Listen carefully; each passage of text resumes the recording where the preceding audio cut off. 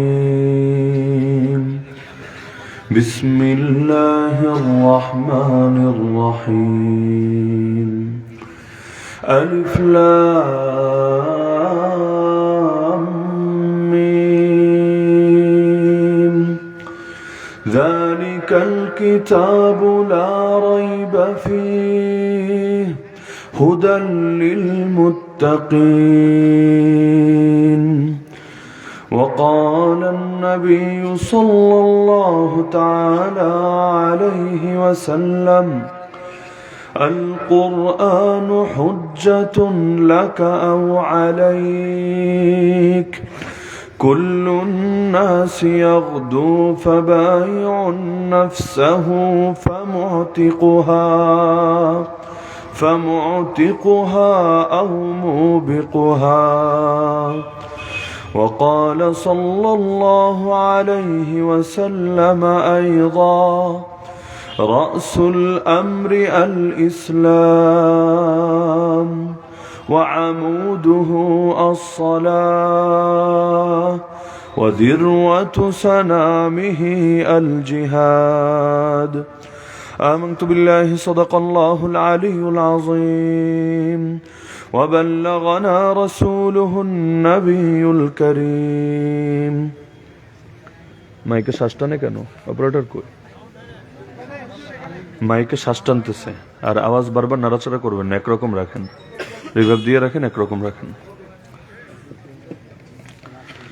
রাজারামপুর পশ্চিমপাড়া যুব সমাজের উদ্যোগে আয়োজিত আজকের এই বিশাল তাফসীরুল কোরআন মাহফিলের সম্মানিত সভাপতি প্রধান অতিথি বিশেষ অতিথি অন্যান্য অতিথিবৃন্দ উপস্থিত আমার শ্রদ্ধা ওয়াজিবুল ইহতিরাম হযরত উলামায়ে কেরাম এলাকার গণ্যমান্য মুরব্বীগণ স্থানীয় এবং দূরদূরান্ত থেকে আগত দিন দরদি কোরআন প্রেমী প্রিয় তাওহীদ জনতা এবং পর্দার আড়ালে থাকা মা বোনেরা আওয়াজ কি শোনা যাচ্ছে আমার আওয়াজ আমি শুনতে পাচ্ছি না আপনারা শুনবেন কিভাবে আওয়াজ বাড়ান এখানে শুরুতে ঠিক ছিল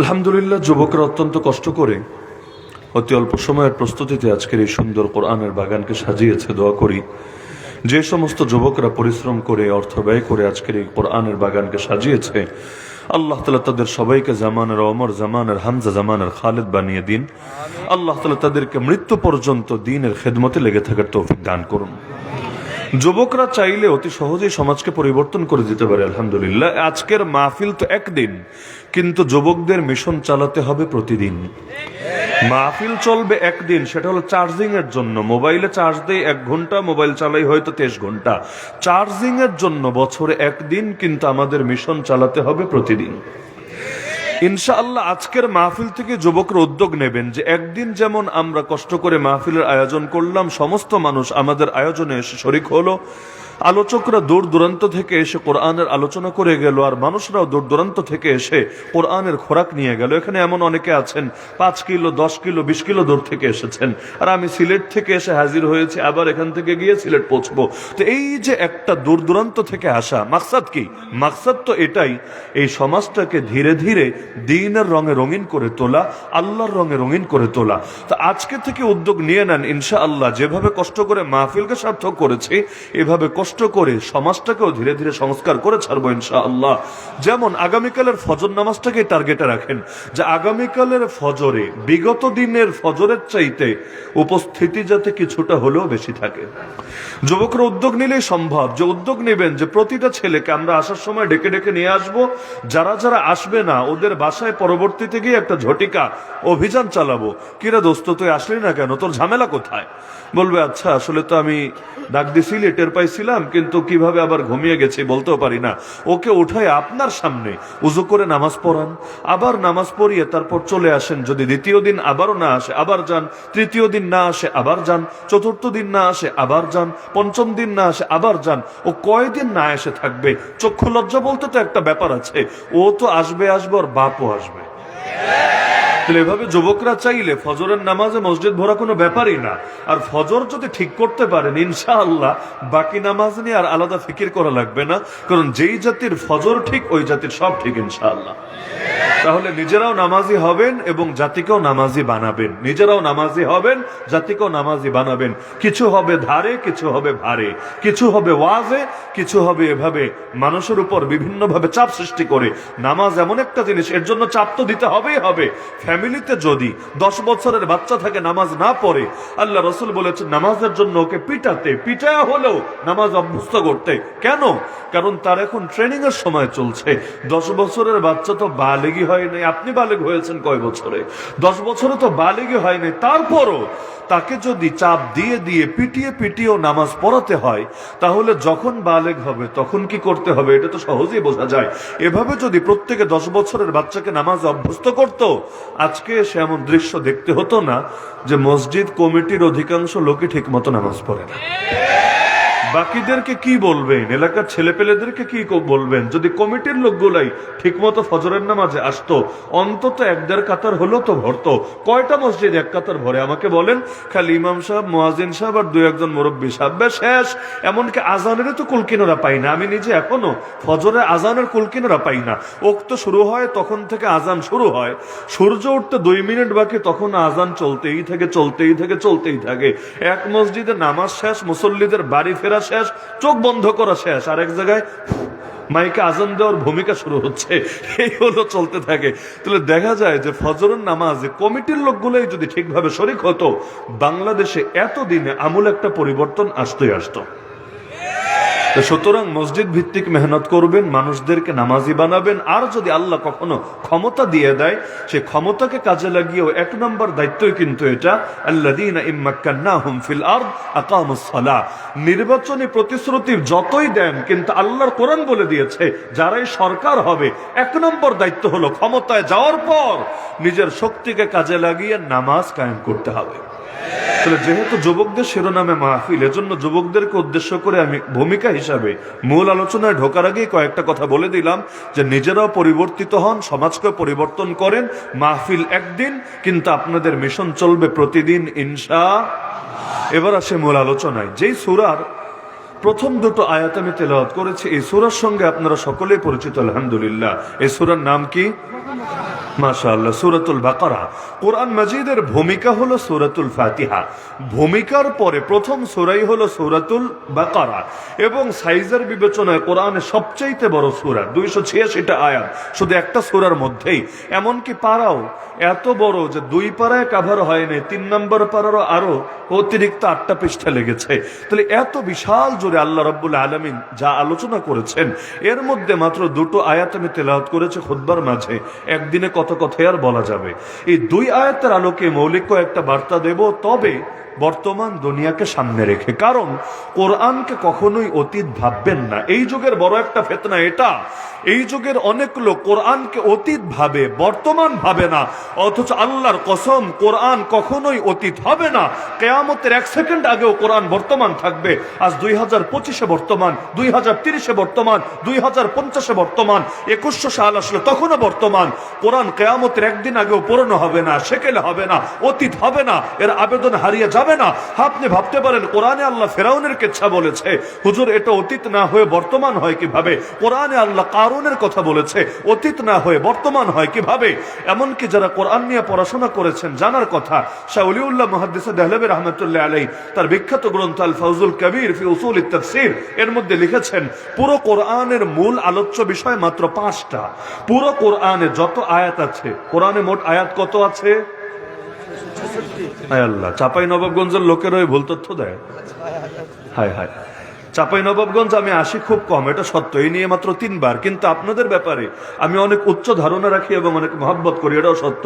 আসার সময় গাড়িতেও বলছিলাম চাঁপাইনবাবগঞ্জের ভাষা আমার মজা লাগে, যদিও এটা কপি করার যোগ্যতা আমার নাই। মানে এই এলাকার লোক না যারা, এরাই ভাষা কপি করতে পারবে না। এটা আলাদা একটা টোন লাগবে, জবানের আলাদা পাওয়ার লাগবে, কিন্তু মহব্বত আছে আলহামদুলিল্লাহ। তাহলে আমি আশা করি দ্বীনের ব্যাপারে আপনাদের পড়াশোনা, আপনাদের জানা, এগুলো অন্যদের চাইতে একটু উন্নত হওয়া দরকার, অন্যদের চাইতে একটু এগিয়ে থাকা দরকার। কারণ কোরআনের প্রথম আয়াতে ছিল তুমি পড়ো, ইকরা বিসমি রাব্বিকাল্লাযী খালাক। ইকরা অর্থ হলো তুমি পড়ো, কার নামে? তোমার রবের নামে যিনি সৃষ্টি করেছেন। কোরআনের প্রথম আয়াতই পড়ো।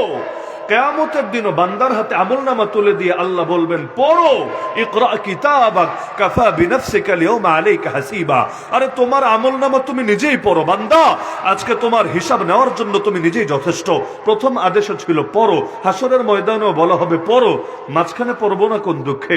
পড়াকে শুধু আমার মতো হুজুরদের জন্য না সবার জন্য?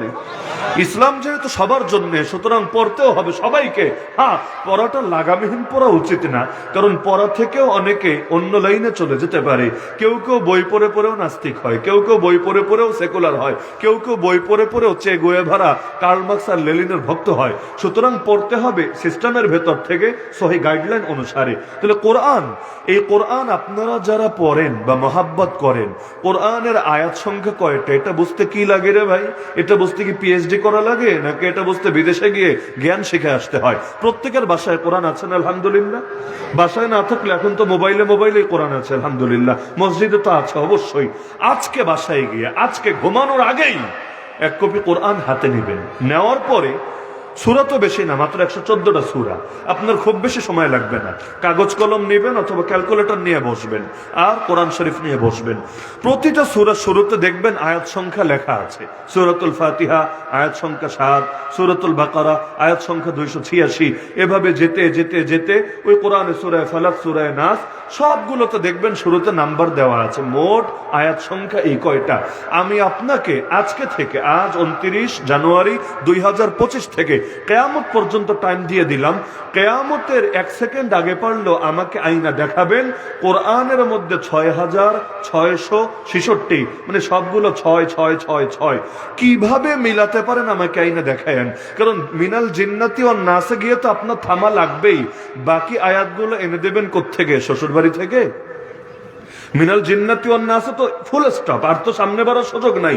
নাকি আপনারা শিয়াদের মতো, ওই একদল উগ্র শিয়া আছে, ওদের দাবি হলো ওদের 12 নম্বর ইমাম গর্তে লুকায়া আছে, আর তার সঙ্গে কোরআনের অনেক পারাও তার সঙ্গে লুকায়া আছে। কিয়ামতের আগে আবার মানকাচিপা থেকে বের হবে, সঙ্গে সেই আয়াতগুলো আর পারাগুলো নিয়েও বের হবে। এইরকম গাজাখুরি আকীদা বিশ্বাস কি আপনাদের আছে? নাই। তাহলে আপনারা বিশ্বাস করেন কোরআন শুরু হয়েছে আলহামদুর আলিফ দিয়ে, শেষ হয়েছে মিনাল জিন্নাতি ওয়ান নাসের সিন দিয়ে। তা আজকে ক্যালকুলেটর নিয়ে বসেন, কাগজ কলম নিয়ে বসেন, এলাকার সবাই মিলে একসঙ্গে মিটিং করেন। আমি বললাম তো কিয়ামতের একদিন আগে পারলেও আমাকে দেখাবেন 6666 আয়াত কোথায় আছে, কিভাবে আছে। যদি না থাকে আন্দাজে বলেন কিসের জন্য? লোকমুখে শুনেছেন তাই বলতে হবে। বাসায় কোরআন আছে, একবার হিসাবটা মিলিয়ে দেখেন না। অন্ধের মতো আপনাকে এই মুখে শুনে শুনে এগুলো বলতে কে বলেছে? পুরো কোরআনে আয়াত কত আছে আপনারাই বের করবেন। আমি একটা ধারণা দিই, গণনার কিছু ভিন্নতা আছে। ইরাকবাসীর গণনা একরকম, বসরাবাসীর গণনা একরকম।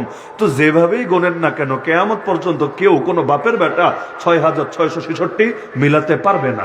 আমাদের বাংলাদেশে যেভাবে আছে কোরআনগুলো, বা যেভাবে আমরা গুনে থাকি, এভাবে গুনলে বের হবে 6236। কত বললাম? 6236। কই 236 আর কই 666? এই যে 400 চাইতে বেশি বাড়ায় দিলেন, কোত্থেকে আনবেন? আনা সম্ভব না। এটা সিলেটেও পাবেন না, এটা চাপাইয়ের আমবাগানেও পাবেন না, কোথাও পাবেন না। তাহলে সুতরাং আমি যেটা বললাম আপনার শোনার দরকার নেই, মানারও দরকার নেই। আজকে নিজেই বাসায় গিয়ে চেক দিবেন, পারবেন না ইনশাআল্লাহ? আমি রাত্রে আছি, চাপাইতে আছি, যদি দেখাতে পারেন না হুজুর 6666 মিলে গেছে, আগামীকাল আমি থুক্কো দিয়ে যাবো ইনশাআল্লাহ। আর যদি আপনার মনে হয় না আপনি ভুল বলছেন, আগামী থেকে আর ভুল বলবেন না, সহিটা বলবেন ইনশাআল্লাহ। মনে থাকবে তো ইনশাআল্লাহ? তাহলে এই যে পুরো কোরআনই বর্তমান, কখনোই অতীত না। আপনি বলতে পারেন ফেরাউনের কেচ্ছা বর্তমান হয় কিভাবে? আরে ভাই, ফেরাউনের কেচ্ছা বর্তমান না হলে ফেরাউনের নাম তেলাওয়াত করলো 50 নেকি। এই কি হয়ে গেছে ফেরাউন? কোন দেশের বুজুর্গ ছিল সে যে তার নামের মধ্যে আল্লাহ 50টা নেকি রেখে দিয়েছে? কারণ কোরআন পড়তে গেলে এক অক্ষর পড়লে কয় নেকি? যেমন নবী উদাহরণ দিয়েছেন আলিফ লাম মিম, কেউ যদি পড়ে তার আমল নামায় যোগ হবে 30 নেকি। তাহলে ফেরাউন লিখতে আরবিতে কয়টা অক্ষর লাগে? নিজেরাই হিসাব করেন। ফা, রা, আইন, ওয়াও, নুন। কয়টা হলো? 5টা। প্রতিটা অক্ষরে 10টা করে নেকি। তাহলে 5 অক্ষরে কয়টা নেকি? ফেরাউনের নাম কোরআনে আছে আমার জানা মতে, আমার ক্ষুদ্র জ্ঞান বলে 74 বার, 74। এক ফেরাউনের নামই আছে কয়বার? তাহলে প্রতিবার যদি 50টা করে নেকি হয়, তাহলে 74 বার পড়লে মাশাআল্লাহ কি পরিমাণ নেকি শুধু এক ফেরাউনের নাম তেলাওয়াত করে আমরা হাসিল করে ফেলি। আমার নাম পড়লে কয় নেকি, আপনার নাম বললে কয় নেকি। এই মাহফিলের পোস্টারে যত নাম আছে, এখানে তো বেশি নাম নাই, কোন মাহফিলের পোস্টার মাশাআল্লাহ 150-200 নাম থাকে, বক্তার নামে খুঁজে পাওয়া কঠিন হয়ে যায় নেতাদের নামের ভিড়ে। তো এরকম যত নাম আছে সব নাম পড়লে কয় নেকি আপনি বলেন। সেখানে এক ফেরাউনের নাম পড়লেই সুবহানাল্লাহ একবারে 50 নেকি, তাহলে 74 বারে নেকি, আরো কত বেশি। আর এক মাস পরে রমজান আসছে, রমজানে তো নেকি আরো বেশি, কারণ রমজানের ইবাদত আর বাইরের মাসের ইবাদত তো সমান না। রমাদানে তো একটা উমরা করলেও নবীর সঙ্গে হজ করার সমান সওয়াব। বুখারীতে হাদিস আছে, উমরাতুন ফি রমাদান তা'দিলু হাজ্জাতান মাই। রমাদানুল মুবারকে একটা উমরা করা আমি নবীর সঙ্গে হজ করার সমতুল্য। তো রমজানে যখন তারাবিতে তেলাওয়াত হবে ওর নাম নিয়ে, নেকি তো আরো বেশি। তাহলে আপনি চিন্তা করেন ওর নাম এত বেশি কেন কোরআনে, যেখানে পুরো কোরআনে মাত্র একজন সাহাবীর নাম আছে, দ্বিতীয় কোন সাহাবীর নামও নাই। কোন সাহাবীর নাম আছে কোরআনে? মাশাআল্লাহ মাশাআল্লাহ মাশাআল্লাহ, দিল জুড়ায় গেল। এরকম কিছু জবাব দিবেন, তাহলে আপনাদের ব্যাপারে আমার যে ধারণাটা আছে, ধারণা আরো বাড়বে ইনশাআল্লাহ। কোরআনে একজন মাত্র সাহাবীর নাম আছে, যেহেতু এটা তাফসীরুল কোরআন মাহফিল না, কি মাহফিল? তাফসীরুল কোরআন মাহফিল না, তাহলে এই মাহফিলটাকে কি কোরআনের ক্লাসে পরিণত করা দরকার না? সুতরাং এটা ভাইবেন না যে গল্প গুজব হুজুর কেন শোনায় না, আরে গল্প রাখেন। কোরআনের ক্লাস করতে বসেছে, কোরআনের ক্লাসে চলবে, কোরআনের সবক নিয়ে বাড়িতে যাবো ইনশাআল্লাহ। একজন মাত্র সাহাবীর নাম আছে, যে সাহাবীর নাম যায়েদ রাদিয়াল্লাহু আনহু, বাকি দ্বিতীয় কোন সাহাবীর নামও নাই। এমনকি আমার রাসূলের নাম মুহাম্মদ এই শব্দটা কোরআনে আছে মাত্র কয়বার? মাত্র 4 বার, মাত্র 4 বার। ওমা মুহাম্মাদুন ইল্লা রাসূল, মুহাম্মাদুর রাসূলুল্লাহ ওয়াল্লাযীনা মাআহু আশিদ্দাউ আলাল কুফারি রুহামাউ বাইনাহুম, এরকম মাত্র 4 বার। আর আহমদ শব্দ কিছু জায়গায় আছে, তাহলে মুহাম্মদ মাত্র 4 বার। সেখানে ফেরাউনের নাম এত বেশি কেন? অনেক বড় বুজুর্গ হয়ে গেছে? না না, ও কিচ্ছু হয় নাই, তাহলে ওর নাম এত বেশি এসেছে কেন? আর এসেছে এ কারণে, কোরআন তো হেদায়েতের কিতাব। আল্লাহ অতীত বলে ভবিষ্যতের বার্তা দিতে চেয়েছে। অতীতের ফেরাউনের ইচ্ছা শুনিয়ে আল্লাহ ভবিষ্যতে বান্দার জন্য কি করণীয় হবে সে গাইডলাইন দিয়ে দিয়েছে। কিভাবে? আর এক ফেরাউন লোকান্তরে, লক্ষ ফেরাউন ঘরে ঘরে, কিয়ামত পর্যন্ত আরো যত ফেরাউন আসবে ওগুলোর মোকাবেলা নবী মুসার মতো আসা হাতে নিয়ে কিভাবে করতে হবে আল্লাহ সেই সবক শিখিয়ে দিয়েছেন কোরআনের পাতায় পাতায়। তাহলে অতীতের সাথে ভবিষ্যতের মিল থাকবে বলেই কোরআনে এগুলো আনা হয়েছে। আর এমনি অতীতের সাথে ভবিষ্যতের মিল থাকে, থিম একই থাকে, জাস্ট ওয়ালপেপার চেঞ্জ হতে থাকে। এটা মুরব্বীরা না বুঝলেও যুবকরা, অন্তত স্মার্টফোন ব্যবহারকারীরা বোঝার কথা। থিম একই থাকে, জাস্ট ওয়ালপেপার চেঞ্জ হতে থাকে। যেমন এখন রজব মাস প্রায় শেষের দিকে না, রজব মাস চলছে, মেরাজের মাস। মেরাজ কথা আসলেই নবী মুসা আলাইহিস সালামের জন্য আমার দিল থেকে দোয়া আসে। সামনাসামনি দেখা হয় নাই, না হলে ওনাকে কৃতজ্ঞতা জানাতাম, ধন্যবাদ জানাতাম, জাযাকাল্লাহ ইয়া নবী আল্লাহ মুসা। কেন? কারণ আল্লাহ রাসূল সাল্লাল্লাহু আলাইহি সাল্লামকে আল্লাহ রাব্বুল আলামিন মেরাজে যে হাদিয়া দিয়েছিলেন, যে গিফট দিয়েছিলেন, যে তোহফা দিয়েছিলেন, সেই তোহফার নাম কি? মাশাআল্লাহ, সবাই জানেন সেই তোহফার নাম নামাজ। বিশ্বাস করেন, আপনারা যখন জবাব দেন না, আমার দিলটা অনেক বড় হয়ে যায়, খুব ভালো লাগে আমার কাছে। মনে হয় না আসাটাও সার্থক, কথা বলাটাও সার্থক। তাহলে মেরাজে আল্লাহ তাআলা নবীজিকে ডেকে নিয়ে উপহার দিলেন, স্পেশাল জায়গায় নিয়ে স্পেশাল গিফট দিলেন, নামাজ। কিন্তু কয় ওয়াক্ত দিয়েছিলেন? 5 ওয়াক্ত না, 50 ওয়াক্ত। আল্লাহ রাসূল কিন্তু মহা খুশিও হয়েছিলেন এবং সেটা নিয়ে ফিরে আসছিলেন। আর নবীর কাছে 50 ওয়াক্ত কেন, 500 ওয়াক্তও তো ব্যাপার না। আল্লাহ নবী নফল নামাজ পড়তে পড়তে পা ফুলিয়ে ফেলেন, সেখানে ফরজ নামাজ বেশি পড়লে তিনি তারও খুশি হবেন, কারণ কই নফল আর কই ফরজ। কিন্তু রাস্তায় মাঝপথে একজন তাকে বলেছিলেন, ইয়া রাসূলুল্লাহ আপনি আরেকবার যান, আল্লাহকে গিয়ে বলেন একটু যাতে কমায় দেয়, কারণ উম্মত আমার চেনা আছে, আমিও এক উম্মতের চড়াইছি তো, আর আরেক উম্মতরে আপনি চড়াবেন, সুতরাং ওই জাতিতে জাতিতে মিল আছে। এই কথাটা আমার নবীকে কোন নবী বলেছিলেন? মাশাআল্লাহ, সবাই জানেন, নবী মুসা আলাইহিস সালাম। একবার গেলেন 50 থেকে 45, দ্বিতীয়বার গেলেন 40, তৃতীয়বার গেলেন 35, পরের বার গেলেন 30, এভাবে কমতে কমতে বাকি থাকলো 5। আবারও ফিরে আসছিলেন নবী মুসা, কিন্তু তখনও টের পেয়েছিলেন। নবী মুসা বলেছিলেন আরেকবার যান, উম্মত এটাও পারবে না, আরেকটু কমায় নিয়ে আসেন। কারণ নবী মুসা বুঝতে পেরেছিলেন রাজারামপুর পশ্চিম পাড়ার অনেক যুবক এমন আছে, ফজরের সময় বোম ফুটলে ওগুলোর ঘুম ভাঙবে না, নামাজে কিভাবে আসবে? অ্যালার্ম একটা না, অ্যালার্ম 10টা বাজলেও কোন ফাঁকে বন্ধ করে আবার ঘুমাবে, টেরই পাবে না। এজন্য বলেছিলেন আপনি আরেকবার যান, আল্লাহকে রিকোয়েস্ট করেন আরেকটু যাতে কমায় দেন। কিন্তু আল্লাহ রাসূল তিনি বললেন না, আমার সংকোচ হচ্ছে, লজ্জাবোধ হচ্ছে, কয়বার যাওয়া যায়, আর প্রতিবার তো 5 করে কমেছে। এখন যদি আবারও যান আর একই হারে কমতে থাকে, তাহলে বাকি তো আছে 5, এখন 10% করে কমেছে না প্রতিবার, এখন বাকি আছে 5। আর একবার গেলে যদি পুরো গিফটই নাই হয়ে যায়, পুরো যদি শূন্যতে নেমে আসে, আশঙ্কা তো আছেই। এজন্য আল্লাহ রাসূল বললেন না, আমি আর যাব না, আর যেতে পারবো না, যা হয়েছে হয়েছে, সেটা নিয়ে ফিরে আসলেন। তাহলে এই যে নবী মুসা আলাইহিস সালাম বললেন, কিভাবে বললেন? ওই সময় তো আমরা এই দুনিয়াতে আমরা যারা আছি আমরা তো নাই তখন, তাহলে আমরা নামাজ পড়বো কি পড়বো না এটা কিভাবে তিনি বুঝলেন? এমনকি নবীর যুগে তো নামাজ কেউ পড়বেন এটা কল্পনাই করা যেত না, মুনাফিকরাও নামাজ পড়তে বাধ্য ছিল। ফাওয়াইলুল লিল মুসাল্লিন আল্লাযীনা হুম আন সালাতিহিম সাহুন আল্লাযীনা হুম ইউরাউন। কোন সূরার আয়াত? সূরা মাউন 30 নম্বর পরে সূরা মাউনে আল্লাহ বলে দিচ্ছেন, ধ্বংস হোক নামাজিরা, বেনামাজি না, ধ্বংস হোক নামাজিরা, যারা নিজেদের নামাজ থেকে থাকে সম্পূর্ণ উদাসীন, যারা মানুষকে দেখায়। তো নামাজিকে আল্লাহ কেন বদদুয়া দিলেন? নামাজি কি পাপ করেছে? আরে এই নামাজি সেই নামাজি না, এই নামাজি আমি আপনি না, এই নামাজি হলো মুনাফিকরা। বলবেন মুনাফিক আবার নামাজি হবে কেন? আরে ভাই, কোন একটা রাষ্ট্র ইসলামী রাষ্ট্র হবে আর সেখানে কেউ মুসলিম পরিচয় ধারণ করবে কিন্তু নামাজ না পড়ে থাকবে, এটা তো কল্পনাই করা যায় না। ইচ্ছায় বা অনিচ্ছা ওকে মসজিদে আসতে হবেই হবে, না হলে ওর স্থান হবে কাশিমপুর কারাগারে। ইসলামী রাষ্ট্র যদি হয়, ভয় পায় না, এটাই মাসালা। ইসলামী রাষ্ট্র যদি হয় নামাজ পড়তে সবাই বাধ্য থাকবে। এমনকি এই হাদিস শুনেছেন নাকি শোনেন না আমাকে বললেন, নবী বলেন আমার দিল চায় আমি বেলালকে বলি, বেলাল তুমি ইকামত দাও। এরপর মদিনার ঘরগুলোতে একটা ঘুরান দিয়ে আসি, যেই যেই ঘরে দেখবো কোনো প্রাপ্তবয়স্ক পুরুষ কোন ওজোর ছাড়া ঘরে আছে, মসজিদে আসে নাই, জামাতে আসে নাই, আমি লাকড়ি জড়ো করে এই বাড়িগুলোকেই পুরাইয়া ছাই করে দেই। শুধুমাত্র ঘরে নারী আছে আর শিশু আছে বলে আমি ওদের স্বার্থের কথা চিন্তা করে আমি বাড়িগুলো পোড়াই না, তাহলে ওরা কই থাকবে? ওদের ভোগান্তি হবে, বিড়ম্বনা হবে। না হলে যারা জামাতে আসে না ওদের জন্য আমি ঘরগুলোকেই বাকি রাখতাম না। তাহলে ঘরে নামাজ পড়লো কি পড়লো না এটার কথা নবী বলছেন না, নবী বলছেন ইকামত হবে, মসজিদে আসবে না, তাহলে ওর ঘরে আমি বাকি রাখবো না। এমনকি হাদিসে আছে লা সালাত লিজারিল মসজিদ ইল্লা ফিল মসজিদ, মসজিদের নিকটে যার ঘর ওর নামাজ কামেলি হবে না মসজিদে এসে আদায় না করলে, যদি না কোনো শরিয়া সম্মত ওজর থাকে। তাহলে দেখা যাচ্ছে ইসলামী রাষ্ট্র হলে নামাজ কি ঐচ্ছিক থাকবে না বাধ্যতামূলক থাকবে? যেমন বাংলাদেশে জাকাতটা বাধ্যতামূলক না, মানে জাকাত না দিলে কাউকে মামলা দেওয়া হবে, জেলে নেওয়া হবে, এমন কোন আইন নাই। কিন্তু কর ঠিকই বাধ্যতামূলক। কর সরকার যে কর চাপিয়ে দিয়েছে এটাকে বাধ্যতামূলক করে দিয়েছে।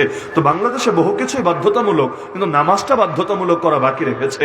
তো ইসলামী রাষ্ট্র হলে নামাজ বাধ্যতামূলক থাকে। তো নবীর যুগে তো মুনাফিকরাও নামাজ পড়তো, তাহলে ইমানদাররা নামাজ পড়বে না এটা তো কল্পনায় আসতো না। তাহলে নবী মুসা কিভাবে বুঝলেন যে এমন একটা জামানা আসবে লোকে ঠিকমতো নামাজও পড়বে না? ওই সময় তিনি এটা নিয়ে মন্তব্য করলেন কিভাবে? কারণ অতীতের সাথে ভবিষ্যতের মিল থাকে। তাহলে কোরআনকে অতীত হিসাবে বুঝতে হবে না বর্তমান হিসেবে বুঝতে হবে? মনোযোগ আছে তো? আরে মনোযোগ আছে তো? স্টেজে বহু কিছু হবে, যাই হোক আমি তো পিছনে চোখ নেই, আমি দেখতে পাচ্ছি না কি হচ্ছে, কিন্তু যাই হোক আপনার মনোযোগ কোরআনের প্রতি রাখতে হবে। কোরআনের চাইতে তো অন্য কিছু দামি হয়ে গেল আপনার চোখে, কোরআনকেই দাম দেওয়ার চেষ্টা করবেন, না হলে এটা এক ধরনের অবজ্ঞা প্রকাশ পায়। আর এলেমের প্রতি অবজ্ঞা প্রকাশ পেলে আর যাই হোক এলেম আসে না, এটা মাথায় রাখেন।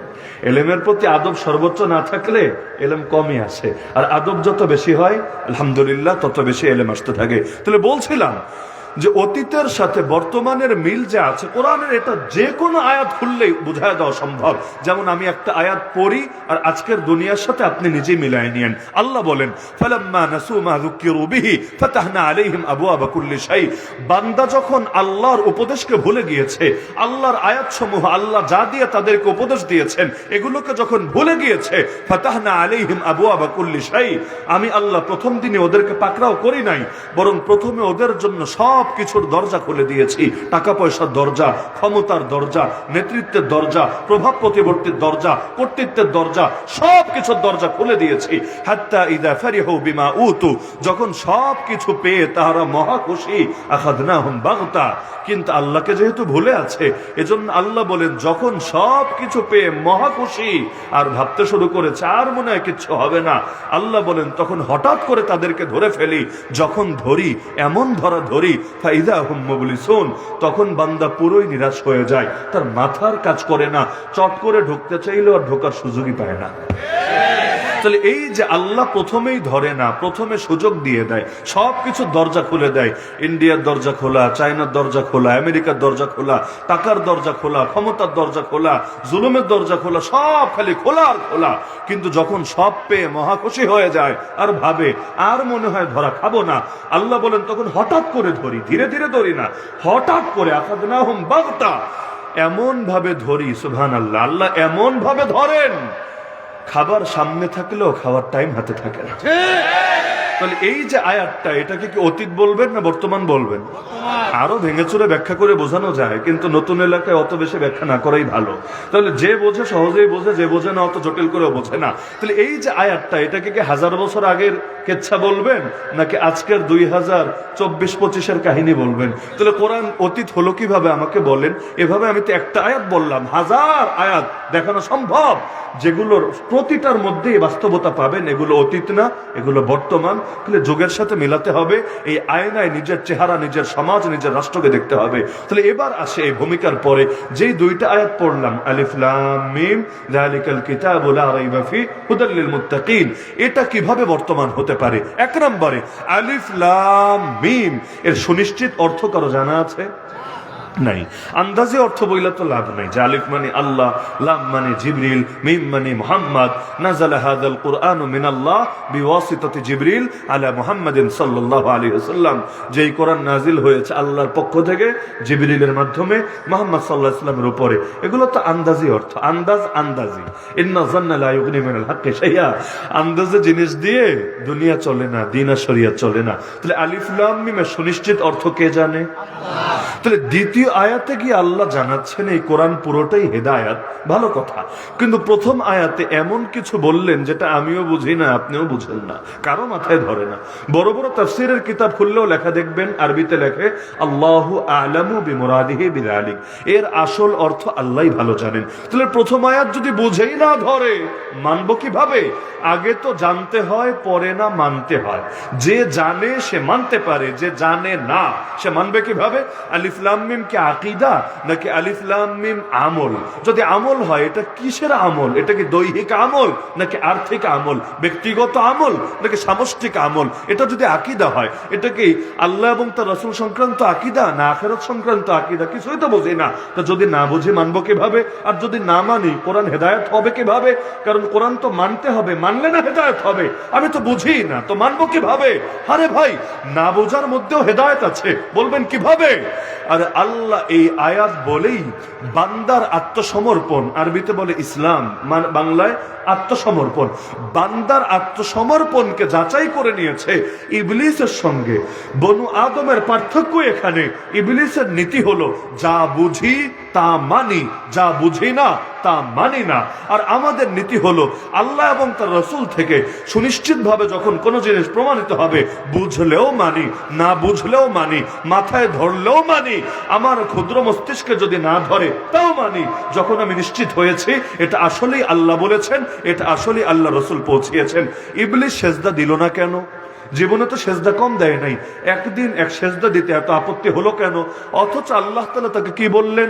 শুধু তাকে না, সব আসমানবাসী, সমস্ত ফেরেশতাদেরকে আল্লাহ বললেন, তোমরা আদমকে সেজদা দাও বা আদমের দিকে সেজদা দাও।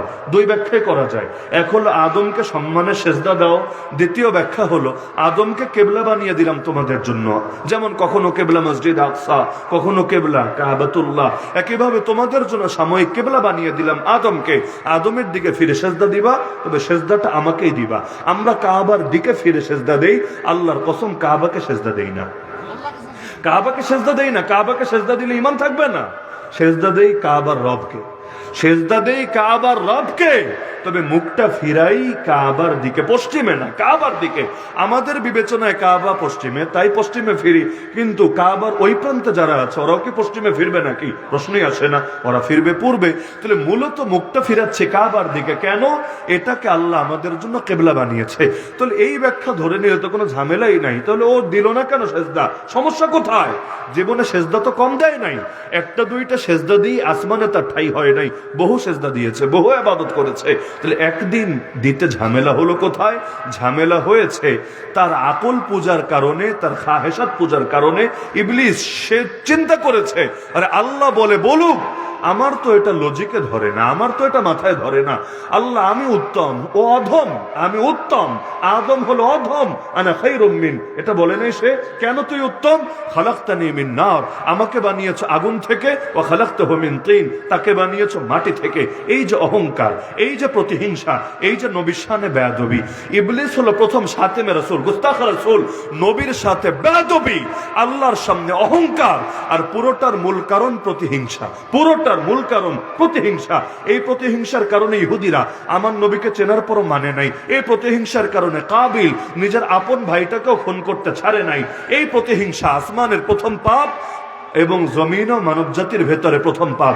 আসমান ইবলিসের আগে কেউ পাপ করে নাই, জমিনে মানব জাতির ভেতর কাবিল যে খুন করেছে হাবিলকে, এর আগে কেউ পাপ করে নাই। এই সবগুলো পাপের মূল উৎসই ছিল হিংসা, প্রতিহিংসা।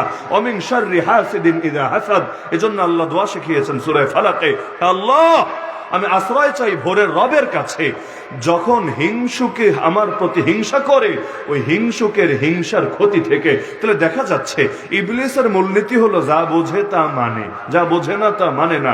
জীবনে সেজদা বহু দিয়েছে, ওগুলো বুঝে এসেছে, কিন্তু একদিন এই সেজদাটা হিংসার কারণে, অন্ধত্বের কারণে বুঝে আসে নাই, তাই মানতে অস্বীকার করেছে। কিন্তু আলহামদুলিল্লাহ মুসলমানের বৈশিষ্ট্য এটা না।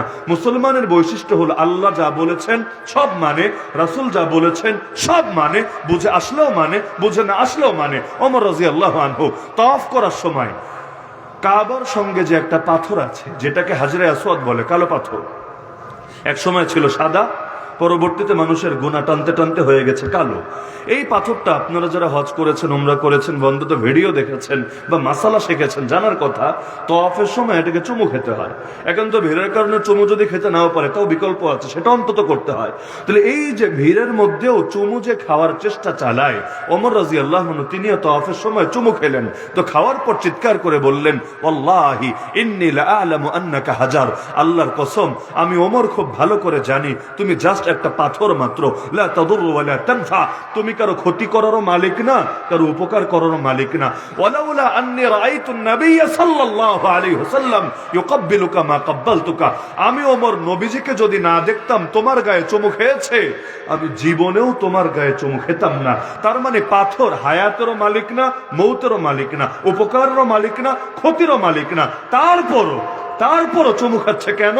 কারণ আল্লাহ নবীকে দেখেছে, নবীর থেকে শিখেছে। সুতরাং আকলে ধরুক বা না ধরুক, সুন্নাহ হিসাবে কাজটা করবে, কিন্তু নিজের আকীদা আল্লাহর ব্যাপারেই ঠিক থাকবে। এমন না আকীদা পরিবর্তন করে ফেলবে। তো মুসলমানরা আদর্শ এটা, বুঝে আসলেও মানে, বুঝে না আসলেও মানে। আজকের যুগে বাংলাদেশে সবচাইতে বড় সমস্যা কি জানেন? কেউ বলবে নাস্তিকতা, কেউ বলবে হিন্দুত্ববাদ, কেউ বলবে এটা সেটা। আমি মনে করি এই বাংলাদেশে দিন কায়েমের পথ যতগুলো বাধা আছে, এর মধ্যে সবার শীর্ষে যে কয়েকটা বাধা আছে, তার অন্যতম হলো এই জাতির অধিকাংশ মানুষ সেকুলার চেতনায় বিশ্বাসী হয়ে গেছে। বুঝে হোক না বুঝে হোক, আধুনিক যুগে অন্তত বাংলাদেশের জন্য আমি সবচাইতে বড় জাহেলিয়াত, মুসলমানদের ঈমানের জন্য সবচাইতে বড় চ্যালেঞ্জ, দিন কায়েমের পথে সবচাইতে বড় বাধা মনে করি অনৈক্য, ওগুলো আরো পরে সিরিয়াল। সবচাইতে বড় বাধা মনে করি সেকুলারিজমকে, অর্থাৎ তারা বহু কিছুকে আলাদা করে ফেলেছে ধর্ম থেকে। ধর্মের জায়গা এতটুকু, আর বাকি জায়গা অধর্মের জায়গা। যেমন অধিকাংশ মানুষ এমন মুখে বলবে লা ইলাহা ইল্লাল্লাহ, দেয়ার ইজ নো গড, নেই কোনো মাবুদ, বাট আল্লাহ, শুধু একজন আছেন, শুধু একজন আছেন, কে তিনি? আল্লাহ। আচ্ছা, যদি এটাই বললো লা ইলাহা, নেই কোনো মাবুদ ইল্লাল্লাহ, আল্লাহ ছাড়া, তাহলে এই বাক্যের অর্থ আমি তো এটাই বুঝি, আপনি ভিন্ন কিছু বুঝলে আমারে বুঝায় দেন, আমি তো এটাই বুঝি যে বললো লা ইলাহা ইল্লাল্লাহ তার জীবনের আদর্শ এটাই হবে, আমার নামাজের রব যিনি, আমার রাজনীতির রব তিনি, আমার রোজার রব যিনি, আমার অর্থনীতির রব তিনি, আমার হজের রব যিনি, আরে আমার সংবিধানের রব তিনি, আমার যাকাতের রব যিনি, আমার পার্লামেন্টের রব তিনি, আমার ব্যক্তিগত ইবাদত বন্দেগীর রব যিনি, আমার কোর্ট কাচারির রব তিনি, আরে আমার ব্যক্তিগত জিকির আজকার তেলাওয়াত মুরাকাবার রব যিনি, আমার সভ্যতা সংস্কৃতির রব তিনি।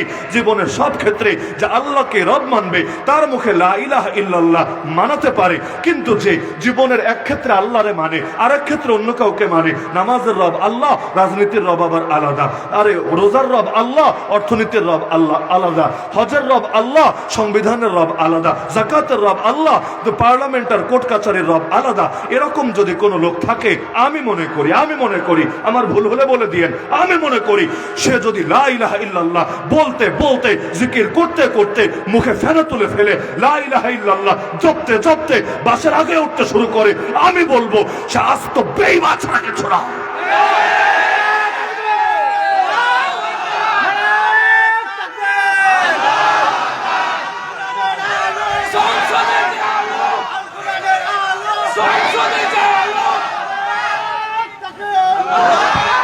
দ্বীনের কথা বলাকে পর্যন্ত কত ট্যাগ লাগিয়ে দিয়েছে, সাম্প্রদায়িকতা, মৌলবাদ, উগ্রবাদ, কট্টরপন্থা। আরে মুসলমান যখন ইসলামের কথা শুনলে এভাবে গালি দেয়, ওই মুসলমানকে মুসলমান বললে পাপ হয়, পাপ হয়। কিসের ভিত্তিতে তাকে মুসলমান বলছেন? আপনি কাকে নিয়ে দিন বিজয় করার স্বপ্ন দেখছেন? যে দিন বিজয় করার যে একটা ফরজ দায়িত্ব আছে, এটাই স্বীকার করে না। আপনি ভেবে নিচ্ছেন এই দেশে 14 কোটি মুসলমান, দিন কায়েমে বাধা কোথায়? সবাই এক হয়ে গেলেই তো দিন কায়েম হয়ে যায়। আরে 14 কোটি মুসলমান, দেখতে তো 14 কোটি মুসলমান, কিন্তু হালতটা হলো এমন, এদের মধ্যে কয়জন মুসলমান জীবনের সব ক্ষেত্রে এক কালেমা মানতে রাজি? আমাকে বলেন। যদি রাজি হতোই, আমি এই দেশে দিন কায়েমে কোনো বাধা দেখি না, যত দল থাকুক তারপরও কোনো বাধা দেখি না।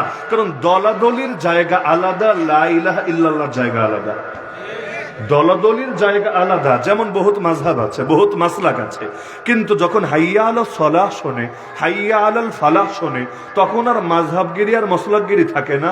তখন কিন্তু সবাই মসজিদে এসে নামাজ শুরু করে। হ্যাঁ, পরে এক একজন এক এক স্টাইলে পড়ে, পড়ুক গিয়ে, কিন্তু নামাজে তো আসে নাকি? নামাজে আসে না নাকি? নামাজের ফরজ মনে করে না?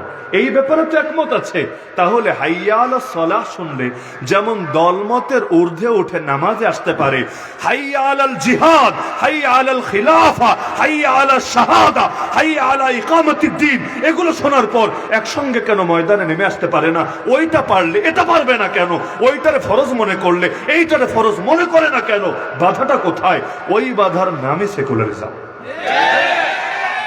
না হলে আবু জাহাল, আবু লাহাব নাস্তিক ছিল না। কোনো বাপের বেটা প্রমাণ দিতে পারবে না তারা আল্লাহর অস্তিত্ব অস্বীকার করত। কেউ প্রমাণ দিতে পারবে না। কোরআনে আছে তারা আল্লাহর অস্তিত্ব স্বীকার করত। কারা? আবু জাহাল, আবু লাহাবরা। কোরআনে আছে আল্লাহ নিজে বলছেন, ওয়ালা ইন সাআলতাহুম মান খালাকাস সামাওয়াতি ওয়াল আরদ ওয়া সাখারাশ শামসা ওয়াল কমার লা ইয়াকুলুন্না আল্লাহ। আয়াত পড়েছি, হাদিস বলি নাই। যে বলবেন হুজুর হাদিসটা জয়ীফ নাকি? না, জয়ীফ সহির অপশন নেই, এটা আয়াত। আল্লাহ নিজে বলে দিচ্ছেন, হে নবী, যদি ওদেরকে প্রশ্ন করেন আসমান সমূহ এবং পৃথিবীকে সৃষ্টি করেছেন, চাঁদ সূর্যকে পরিচালনা করেন, আল্লাহ নিজে শোনায় দিচ্ছেন, ওরা জবাব দিবে আল্লাহ। আল্লাহ যদি জবাব দেয় তাহলে ঝামেলা কোথায়? মুসলমান বলে দিলেই তো হয় না। আল্লাহকে সৃষ্টিকর্তা মেনেছে যেমন ওরাও মানে, আল্লাহকে পরিচালক মেনেছে যেমন ওরাও মানে, কিন্তু আল্লাহরই যে আনুগত্য করা লাগে, আল্লাহরই যে বিধান মান্য করা লাগে জীবনের সব ক্ষেত্রে, এটা তো মানে না। কখনো আল্লাহরটা মানে, কখনো আবু জাহালেরটা মানে, কখনো ফেরাউন নমরুদেরটা মানে ওইখানে আল্লাহর একত্ব বজায় রাখতে পারে না, বহুত্ব নিয়ে আসে। একত্ব বজায় রাখতে পারে না, বহুত্ব নিয়ে আসে। যেমন দুনিয়াতে এমন মুশরিক ধর্ম এখনো আছে যারা বলবে সবকিছুর মূলে তো অমুক রব, কিন্তু ডাইরেক্ট তারে ডাকলে তিনি কি শুনবে? তাহলে কখন এই মূর্তির পূজা দেই, কখন ওই মূর্তির পূজা দেই, কখন ওই মূর্তির পূজা দেই, তাহলে কি হবে? এরা আমাদেরকে আল্লাহর নিকটে পৌঁছায় দিবে। মানে বড় নেতা পর্যন্ত ডাইরেক্ট রিচ করব কিভাবে? আগে পাতি নেতার লেঞ্জা ধরতে হবে। তাহলে পাতি নেতা যদি আমার প্রতি খুশি হয়, সে সুপারিশ করে করে বড় নেতা পর্যন্ত পৌঁছায় দিবে। মুসলমানদের মধ্যেও কিছু ফাজিল এমন আছে, বাচ্চা দরকার আল্লাহরে না বলে চলে যাবে আমাদের সিলেটে। সিলেটে কোথায় যাবে? আমার কাছে না, শাহজালাল মাজার, শাহপরান মাজারে গিয়ে সেজদায় লুটিয়ে পড়বে, উঠে বলবে আব্বা ও আব্বা, বাচ্চা দাও না। আচ্ছা, কোত্থেকে দিবে বাচ্চা? কবরের মধ্যে কি বাচ্চা আছে নাকি? ফুটা করে একদিক দিয়ে পাঠায় দিবে। তো এই যে বাচ্চা চাইলো, দিবে কি দিয়ে? ব্লুটুথ দিয়ে না ডাটা কেবল দিয়ে? মানে দিবেটা কি দিয়ে? আজীব এক ব্যাপার। ওই পাগল নামাজে দাঁড়ায় বলবে ইয়্যাকা না'বুদু ওয়া ইয়্যাকা নাস্তাঈন, বলবে না? ইবাদত করি একমাত্র আপনার, সাহায্য চাই একমাত্র আপনার কাছে।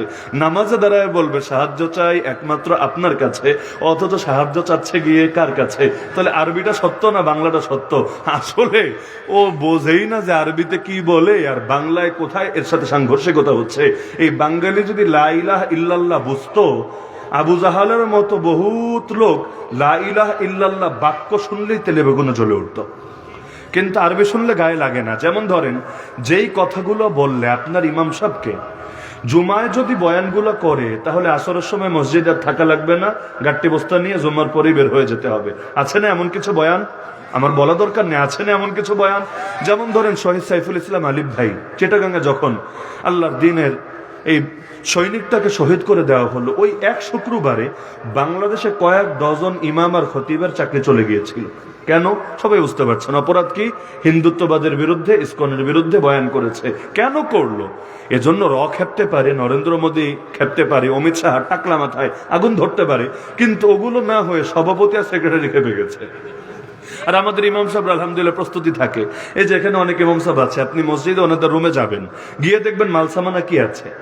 আমি নিজে বহু জায়গায় তো নামাজ পড়ি বাংলাদেশে, এক এক দেখা যায় এমনও হয় যে 5 ওয়াক্ত 5 জেলায় হয়ে গেছে। তাহলে দেখা যায় অধিকাংশ ইমাম সাহেবের হালত এমন, ওই গাট্টি বস্তা বেশি কিছু জমায় না। দেখেন আপনি, ওই একটা ব্যাগ, এক ব্যাগের মধ্যেই তার সংসার, অথচ 2 বছর হয়ে গেছে, 5 বছর হয়ে গেছে, কিন্তু মালসামানা বাড়ায় না। আপনি জিজ্ঞাসা করবেন, হুজুর এই বাড়িতে তো বহু মালসামানা আছে মাশাআল্লাহ, মসজিদে একটা ব্যাগেই দেখি সব, খালি গোসলের লুঙ্গি গামছাটা গোসলের প্রয়োজনে বাইরে দিয়েছিলেন, নেড়ে রেখেছেন, এছাড়া কিচ্ছু আনেন না, মালসামানা কাহিনী কি? আপনাকে কিন্তু এই জবাবটাই দিবে, এই সিক্রেটটাই আপনাকে বলে দেবে। আসলে দেখেন, নদীর পারের বাড়ির যেমন স্থিরতা নাই, এই আছে তো এই নাই, নদী ভাঙন হলে বাড়ি শেষ। গাভিন গাই বাচ্চা ডেলিভারি দেওয়ার সময় এসেছে, ওরও ঠিক ঠিকানা নাই, কখন আছে কখন বাচ্চা ডেলিভারি দিতে শুরু করেছে, এগুলো বোঝা অনেক সময় যায় মুশকিল হয়ে। ইমাম সাহেবদের হালত হয়েছে এমন, জোহরের সময় জানে না আসরের সময় এখানে থাকতে পারবে কিনা, আসরে জানে না পরের দিন ফজর এখানে পড়াতে পারবে কিনা, কখন যে কোন নেতার আর কখন যে কোন কমিটির সদস্যের মাথায় আগুন ধরবে, আস্তে করে বলবে এখান থেকে চলে যেতে। এগুলো বাংলাদেশে হয় নাকি হয় না? নিয়মিত হতে থাকে, নিয়মিত হতে থাকে। মাঝে মাঝে চিন্তা করি, এই জাতিকে স্বাধীন জাতি, এই দেশকে স্বাধীন দেশ বলে কিভাবে? আজও যদি এই দেশে জাতির নেতা যারা, ইমাম শব্দের অর্থই নেতা, ওই জাতির নেতাদেরকে যদি ধর্মীয় স্বাধীনতাটুকুই দিতে না পারি, আল্লাহর কথা বলতে যদি আল্লাহর বান্দাদের অনুমতির বাধ্য বানায় রাখে, তাহলে স্বাধীনতা বলে কারে? আরে যতদিন পর্যন্ত ধর্মীয় স্বাধীনতা আসবে না, ততদিন পর্যন্ত স্বাধীনতা শব্দটাই তো তার সম্পূর্ণ সার্থকতা পাবে না। এত ক্ষেত্রে স্বাধীনতা, এত ক্ষেত্রে স্বাধীনতা। যেই দেশে রাতের ভোট করার পর্যন্ত স্বাধীনতা থাকে, যেই দেশে যৌনকর্মীরা অবাধে বেশ্যাগিরি করার স্বাধীনতা পায়, যেই দেশে নায়িকা গায়িকারা নষ্টামি ভ্রষ্টামি করবে, এগুলো স্বাধীনতা এই পর্যায়ে আছে। আপনি প্রতিবাদ করলে ওই বিভিন্ন তরুণ নেতারা পর্যন্ত আপনার বিরুদ্ধে হুঙ্কার ছড়তে শুরু করবে। ওই দেশে আলেম ওলামারা আজও পর্যন্ত কোরআনের কথা বলতে কত রকম ঝামেলা তাদেরকে ফেস করতে হয়। কিন্তু মজার বিষয়, বাংলায় যেই কথাগুলো বললে সবাই খেপবে, আপনারাও খেপবেন। এর চাইতে ডেঞ্জারাস কথা যদি আরবিতে বলে দেয়, জুমার খুতবা হয় না আরবিতে, ঈদের খুতবা হয় না আরবিতে, কি হয় না নাকি? চাঁপাই নবাবগঞ্জে হয় না? হয়। বাংলায় যেই কথা বললে হুজুরের লাল কার্ড দেখাবেন, এর চাইতে ভয়াবহ কথা যদি আরবিতে বলে, একদম বাংলায় ধুইলে মনে করেন সার্ফ এক্সেল দিয়ে ধুইতো, আরবিতে একেবারে ব্লিচিং পাউডার দিয়ে ধুয়ে দিয়েছে, একেবারে 14 গোষ্ঠী সহ ধুয়ে দিয়েছে। দেখবেন হুজুরে না লাল কার্ড দেখিয়েছে না হলুদ কার্ড দেখিয়েছে, বলবে আরবিতে যেহেতু বলেছে ভালোই তো বলেছে। আর হুজুর যেহেতু বই না দেখে মুখস্থ বলতে পারে বা সাবলীল ভাবে বানায় বানায় বলতে পারে, এই হুজুরের বেতন বাড়ায় দিতে হবে, তার র্যাঙ্ক তার প্রমোশন আরো উন্নত করার ব্যবস্থা করতে হবে। তাহলে কাহিনী কোথায়? কাহিনী হলো বাংলায়। না হলে আপনি চিন্তা করেন, এই যে রমজান আসছে, চাঁপাইনবাবগঞ্জে খতম তারাবি হয় নাকি হয় না? 27 রাতে হোক বা যেই কয় রাতে হোক, পুরো 30 পারা কোরআনে 30 পারা পড়া হয় নাকি হয় না? এই যে 30 পারা তেলাওয়াত হয়, পুরো বাংলাদেশ জুড়ে তেলাওয়াত হয়। আমার জীবনে আমি শুনি নাই, আপনারা শুনে থাকলে বলবেন, আমার জীবনে শুনি নাই কোন হাফিজ সাহেবকে, কারি সাহেবকে কোন আয়াত তেলাওয়াতের জন্য নিয়ে জেলে ভরা হয়েছে। কিন্তু একই কোরআনকে জাতির বোধগম্য ভাষায়, মাতৃভাষায় জাতিকে বুঝিয়ে দেওয়ার কারণে তাফসীরুল কোরআন মাহফিলে, ওয়াজের স্টেজে জাতির সামনে সেই কোরআনের ব্যাখ্যা উপস্থাপনের কারণে কত আলেমকে হাতে হাত করা লাগিয়ে, কোমরে গরুর রশি লাগিয়ে জেলখানায় নিয়ে ফেলে রাখা হয়েছে। এরপর বছরের পর বছর জুলুম করা হয়েছে, এমনকি কাউকে কাউকে লাশ বানিয়ে বাড়িতে পাঠিয়েছে, এমনকি জানাজাটা পর্যন্ত ঠিকভাবে পড়তে দেয় নাই। একজন মানুষ মারা যাওয়ার পর পর্যন্ত তার লাশের সাথে পর্যন্ত জুলুম আর বেয়াদবি চালিয়ে গিয়েছে। নারে তাকবীর, নারে তাকবীর, নারে তাকবীর, দিন ইসলাম, দিন ইসলাম, সাবিলুনা, সাবিলুনা, আল জিহাদ, সাবিলুনা, সাবিলুনা, আল জিহাদ, নারে তাকবীর। সুতরাং এই জাতির মূল চুলকানি ভিন্ন কিছু নেই। এজন্য এই দেশে দেখি নাস্তিক টাইপের কিছু লোকও মাঝে মাঝে ইউটিউব ছেড়ে বিভিন্ন কারির তেলাওয়াত শোনে। আরবিটা মজাই লাগে, কিন্তু একই জিনিস বাংলায় বললে শরীর চুলকাতে শুরু করে, কি আজীব। এজন্যই বলেছি যে লা ইলাহা ইল্লাল্লাহ এই বাক্যটা নিয়ে যে অ্যালার্জি নাই, কেন বোঝেন না? বাক্যটা আরবি বলে। না হলে আবু জাহাল একদিন আসলো নবীর আপন চাচার কাছে, মানে খাজা আবু তালেবের কাছে, তোমার ভাতিজাকে থামাও, সে কি চায় ডাইরেক্ট বলে ফেলুক। আগে তো বহু অফার দিলাম, নিল না। ক্ষমতার অফার দিলাম, সম্পদের অফার দিলাম, নারীর অফার দিলাম, কোনোটাতেই রাজি হলো না। সে তার আদর্শে অটল থাকবে বলে, আচ্ছা তাহলে কি করলে সে থামবে? সে নিজেই বলুক, তাকে ডাকো, সে নিজেই বলুক যে কোন জিনিসটা পেলে, কোন জিনিসটা হলে সে থামবে। আল্লাহ রসুলকে ডাকা হলো। নবীজি বললেন, চাচা বলে দেন, ওরা যদি একটা বাক্য মেনে নেয় তাহলে আমি থেমে যাব। জাস্ট একটা বাক্য, বেশি কিছু লাগবে না। আবু জাহাল খুব খুশি হলো। আবু জাহাল বলল, না আবিকা আশরা, আরে তোর বাপের কসম খায়া বললাম, বাক্য একটা না, বাক্য 10টা বলবো। এই বাক্যের জন্য লোকে এত কাহিনী করে? বাক্য নিয়ে সমস্যা নেই, কি বলা লাগবে খালি বলে ফেল। ভেবেছে হয়তো বলবে অমুক ভাইয়ের চরিত্র ফুলের মতো পবিত্র, এই টাইপের কোনো বাক্য টাক্য হয়তো বলবে। তো নবীজি বললেন, বলেন লা ইলাহা ইল্লাল্লাহ মুহাম্মাদুর রাসূলুল্লাহ। আবু জাহাল তেলে বেগুনে জ্বলে উঠলো, এটা তো পারবো না। একটু আগে কিন্তু কসম খেয়ে বলেছে বাক্য 10টা বলতে রাজি, কিন্তু এখন বলছে না, এই বাক্য বলতে পারবে না। 23 নম্বর পারায় সূরা সদে আল্লাহ ওর বাক্যই উল্লেখ করেছেন। ও বলল, আজআলাল আলিহাতা ইলাহা ওয়াহিদা ইন্না হাযা লাশাইউন উজাব। এত মাবুদকে মাত্র এক মাবুদ বানিয়ে ফেলেছে। হায় হায় হায়, এত মাবুদ মিলে অভাব দূর করতে পারে না? এত মাবুদ মিলে আমাদের কুল কিনারা করে দিতে পারে না? একজনে কি করবে? একজনটা আরো বেশি ব্যস্ত হয়ে পড়বে। সুতরাং সম্ভব না সবাইরে বাদ দিয়া মাত্র একজনকে মানা। ইন্না হাযা লাশাইউন উজাব, এটা তো বড়ই আশ্চর্যজনক কথাবার্তা। তাহলে কি বুঝলেন? দ্বন্দ্ব কি ছিল এক বাক্য নিয়ে না একটা আদর্শ নিয়ে? আজকের যুগে ওদের সাথে আমাদের দ্বন্দ্ব কি নিয়ে? কোরআনে জবাব আছে। আল্লাহ নবীকে আল্লাহ বলে দিচ্ছেন, কাদ না'লামু ইন্নাহু লা ইয়াহজুনুকা আল্লাযী ইয়াকুলুন। হে নবী, আমি খুব ভালো করে জানি ওরা যেসব কথাবার্তা বলে এগুলো তোমাকে কষ্ট দেয়, তোমার দিলে ব্যথা হয়, তোমারও মন খারাপ হয়। কিন্তু শোনো, মনে রাখবা, ফাইন্নাহুম লা ইউকাযযিবুনাক। এই জালেমরা, এই জাহেলিয়াতের ধ্বজাধারীরা, এই মুশরিকরা, এই বেঈমানরা, তারা মূলত তোমাকে অস্বীকার করে না। তোমার ব্যক্তিত্ব নিয়ে ওদের কোনো সমস্যা না, তুমি আব্দুল্লাহর পুত্র মুহাম্মদ। আরে তোমাকে নিয়ে ওদের কোনো ধরনের রাগ নাই, ক্ষোভ নাই, কিন্তু ঝামেলা কোথায় জানো? ওয়ালাকিন্না যালিমিনা বিআয়াতিল্লাহি ইয়াজহাদুন। এই জালেমরা মূলত আল্লাহর আয়াত মানতে পারে না, আল্লাহর আয়াতকে অস্বীকার করে। আর তুমি যেহেতু আল্লাহর আয়াতের ধারক বাহক হয়েছো, এজন্য তোমার উপর ওদের রাগ এসে পড়েছে। আর যদি তুমি আদর্শ ছেড়ে দাও, দেখবে একজনেরও রাগ থাকবে না তোমাকে নিয়ে। তার মানে তুমি ব্যক্তিটাকে নিয়ে সমস্যা না, তোমার আদর্শ নিয়ে সমস্যা। আজকের বাংলাদেশে আমাদের ব্যক্তি নিয়ে কারো সমস্যা না। আমরা অমুকের বেটা অমুক, আমার বাড়ি অমুক জায়গায়, আপনার বাড়ি অমুক জায়গায়, এগুলো নিয়ে কারো ঝামেলা না রে ভাই। যেমন দেখেন আমরা দাড়ি টুপি নিয়ে বছরের পর বছর কাটাতে হয়েছে কারাগারে, কিন্তু অনেকে দাড়ি টুপি নিয়ে রাজপ্রাসাদে নিয়মিত যাতায়াত করেছে, তাদের কপালে ডিম বিরিয়ানিও জুটেছে, বিনিময়ে জান্নাতের টিকিটও দিতে পেরেছে। তাহলে পার্থক্য কোথায়? সেও হুজুর, আপনিও হুজুর, হুজুরে হুজুরে। তাহলে দুই রকম আচরণ হচ্ছে কোন দুঃখে? আরে কাহিনী তো হুজুরের লেবাস নিয়ে না রে ভাই, কাহিনী তো ভেতরের জিনিস নিয়ে। কি বিশ্বাস হয় না? কাহিনী লেবাস নিয়ে না, কাহিনী হলো ভেতরের জিনিস নিয়ে। আরে পাঞ্জাবি তো অনেক হিন্দু ভদ্রলোকও পরে, কি পরে না? হিন্দু ভদ্রলোক পাঞ্জাবি পরেছে বলে তার ইমাম সাহেব বানায় দিবেন মসজিদে এনে? দিবেন না, বলবেন হুজুর বাইরে দিয়ে ফিটফাট হলেই হবে না, ভেতরেও তো ফিটফাট হতে হবে। ভেতরে যদি সদরঘাট হয়ে থাকে তার ইমাম মানে কিভাবে? তাহলে মূল বিষয় তো আদর্শ। তাহলে আলিফ লাম মিম এই আয়াত যতবার পড়বেন মাথায় এটা গেটে নিবেন, এই যে বুঝলাম না, না বুঝাও মানলাম, এটাই বান্দার বন্দেগীর সবক।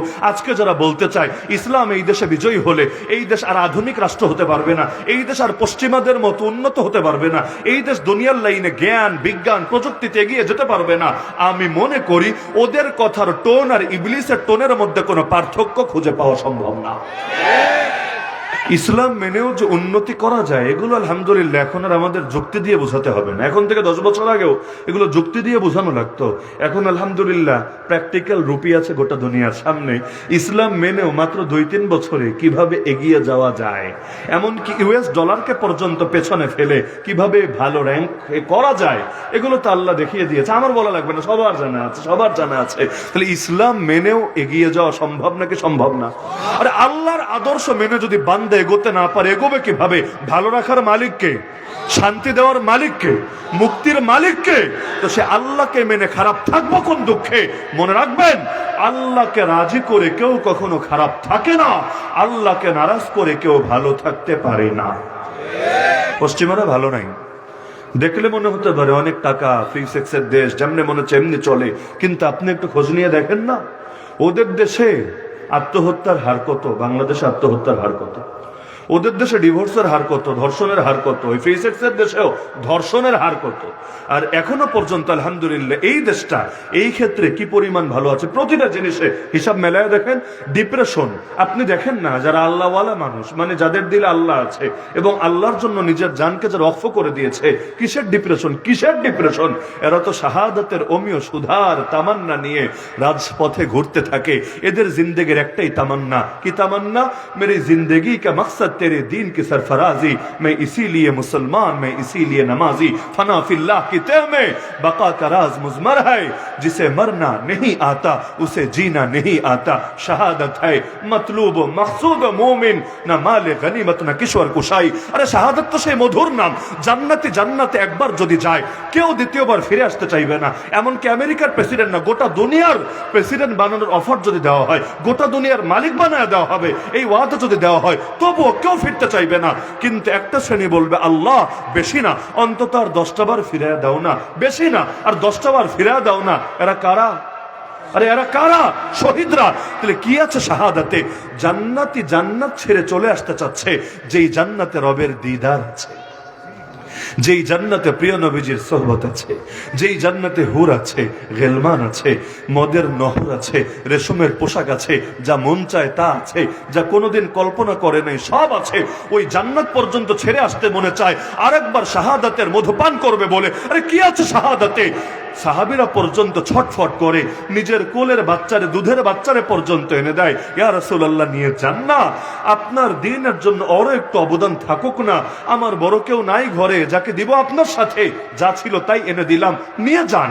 আপনার কোন সাহাবীর কোলে দিয়ে রাখবেন, জালেম যখন আপনার বুকে তীর মারবে, বর্ষা মারবে, আমার বাচ্চাটা যুদ্ধ করতে না পারলো, এটা তো অন্তত পারবে, আপনার জন্য ঢাল হবে। ওই সাহাবী আপনার বুকের সামনে ঢালের মতো করে আমার বাচ্চাটাকে পেতে ধরবে, জালেমের তীর এসে বর্ষা এসে আমার বাচ্চার বুকটাকে ফোরফোর করে দিয়ে যাবে, কিন্তু আমার বাচ্চার প্রাণের বিনিময় হলো আপনার প্রাণ তো সুরক্ষিত থাকবে। কিয়ামতের দিন গর্ব করে বলতে পারবো, আল্লাহ আমি শহীদের মা, আমার সন্তান জান কোরবান করেছে তোমার নবীর হেফাজতের জন্য। কি মধু ছিল শাহাদাতে। গোসল ফরজ হয়ে আছে, ফরজ গোসল করতে কয় মিনিট লাগে? কয় মিনিট, কিন্তু ওইটা পর্যন্ত চিন্তাই আসে না। মানে এমন ভাবে এই প্রেমে মজেছে, অন্যদিকে কোনো সেন্সই নাই, অন্য কিছু চিন্তা করার সুযোগই নাই। খেজুর খাবে, খেজুর খেতে কয় মিনিট লাগে? শুকনা খাবার, খেজুর পর্যন্ত ছুঁড়ে ফেলে নেমে যাচ্ছে ময়দানে। উহুদ পাহাড়ের পেছন থেকে এক একজন জান্নাতের সুঘ্রাণ পাচ্ছে। আরে বুড়ারা পর্যন্ত এসে হাজির হচ্ছে, নাবালেগরা পর্যন্ত এসে চাঁদ নিতে চাচ্ছে। এমন কি মুআজ আর মুআওয়াজ, যে দুইজন আবু জাহালকে নিধন করেছিল, এই উম্মতের ফেরাউনকে সাইজ করেছিল, এদের একজনের হাতে পর্যন্ত কোপ লেগে গিয়েছিল। যখন হাতটা কেটে গেল কিন্তু মাটিতে গড়িয়ে পড়লো না, চামড়ার সঙ্গে ঝুলতে থাকলো। আল্লাহর বান্দা তো ঘেরাওয়ের ভেতর পড়ে গেছে, তাকে তো যুদ্ধ করতে হবে, না হলে হাত গেছে এবার কল্লাও যাবে।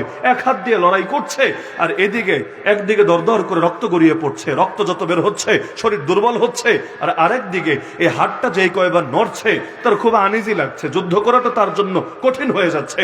চিন্তা করলো, হাত তুই আমার শরীরের অংশ হয়ে জিহাদের পথে বাধা সৃষ্টি করবি, আমার শক্তিতে তুই দুর্বলতা সৃষ্টি করবি। ঠিক আছে, যতদিন কাজে দিয়েছিলি তোকে সাথে রেখেছি, আর দরকার নেই। এবার হাতটাকে মাটির উপর রাখলো, পা দিয়ে পাড়া মারলো, এদিক থেকে একটা টান মারলো, নিজের হাত শরীর থেকে আলাদা হয়ে গেল। এরপর বাকি হাত দিয়ে বীরের মতো লড়াই চালিয়ে যেতে লাগলো। এমন কি আরে নাবালেগ বাচ্চা পর্যন্ত বাজি ধরে, ইয়া রাসূলুল্লাহ আমাকেও দেন না, একটা সুযোগ দেন না। নবী যখন কোনোভাবে দেয় না, তখন কি না সে কৌশল করে, কুস্তি খেলার অনুমতি চায় রাসূলের কাছে। অবশেষে কুস্তি খেলতে গিয়েও ছোটটা বড়টারে কানে কানে বলে, ভাই আমার, আমি তো নাবালেগ, তুমি বালেগ, আমি ছোট, তুমি বড়, তুমি বয়সেও বড়, শক্তিতেও বড়, তুমি শক্তি প্রয়োগ করলে আমি পারবো না তোমার সাথে। কিন্তু দেখো তোমার তো কপাল খুলে গেছে, নবী তো তোমাকে কবুল করে নিয়েছে।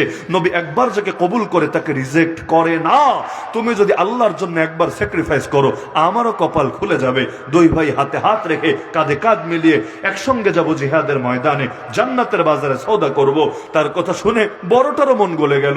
অবশেষে ইচ্ছাকৃতভাবে হার মেনে নিল। আল্লাহর রাসূল তাকে যাওয়ার সুযোগ দিল। বুড়া সাহাবী পর্যন্ত বাচ্চাদের কাছে বায়না ধরছে, আমাকেও ময়দানে নিয়ে যেতে হবে।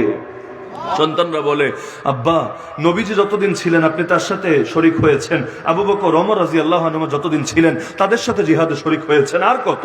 আপনি বুড়া হয়ে গেছেন, এখন ওসমান রাদিয়াল্লাহু আনহু খলিফা, এখন আপনি না গেলেও চলবে। আর এই যুদ্ধ কঠিন, এবার আমাদেরকে সাগর পাড়ি দিয়ে, জাহাজে চড়ে সাগর পাড়ি দিয়ে যুদ্ধ করতে হবে। এই বয়সে আপনি পারবেন না এত কঠিন সফর করতে। আপনি থাকেন, দোয়া করেন, আমরা করবো ইনশাআল্লাহ আপনার পক্ষ থেকে হক আদায়। বাবা এবার চিৎকার করে উঠলে, চুপ থাক, তোরা আমাকে ঘরে বসে থাকতে বলিস, তোরা কি সূরা তাওবা পড়িস নাই?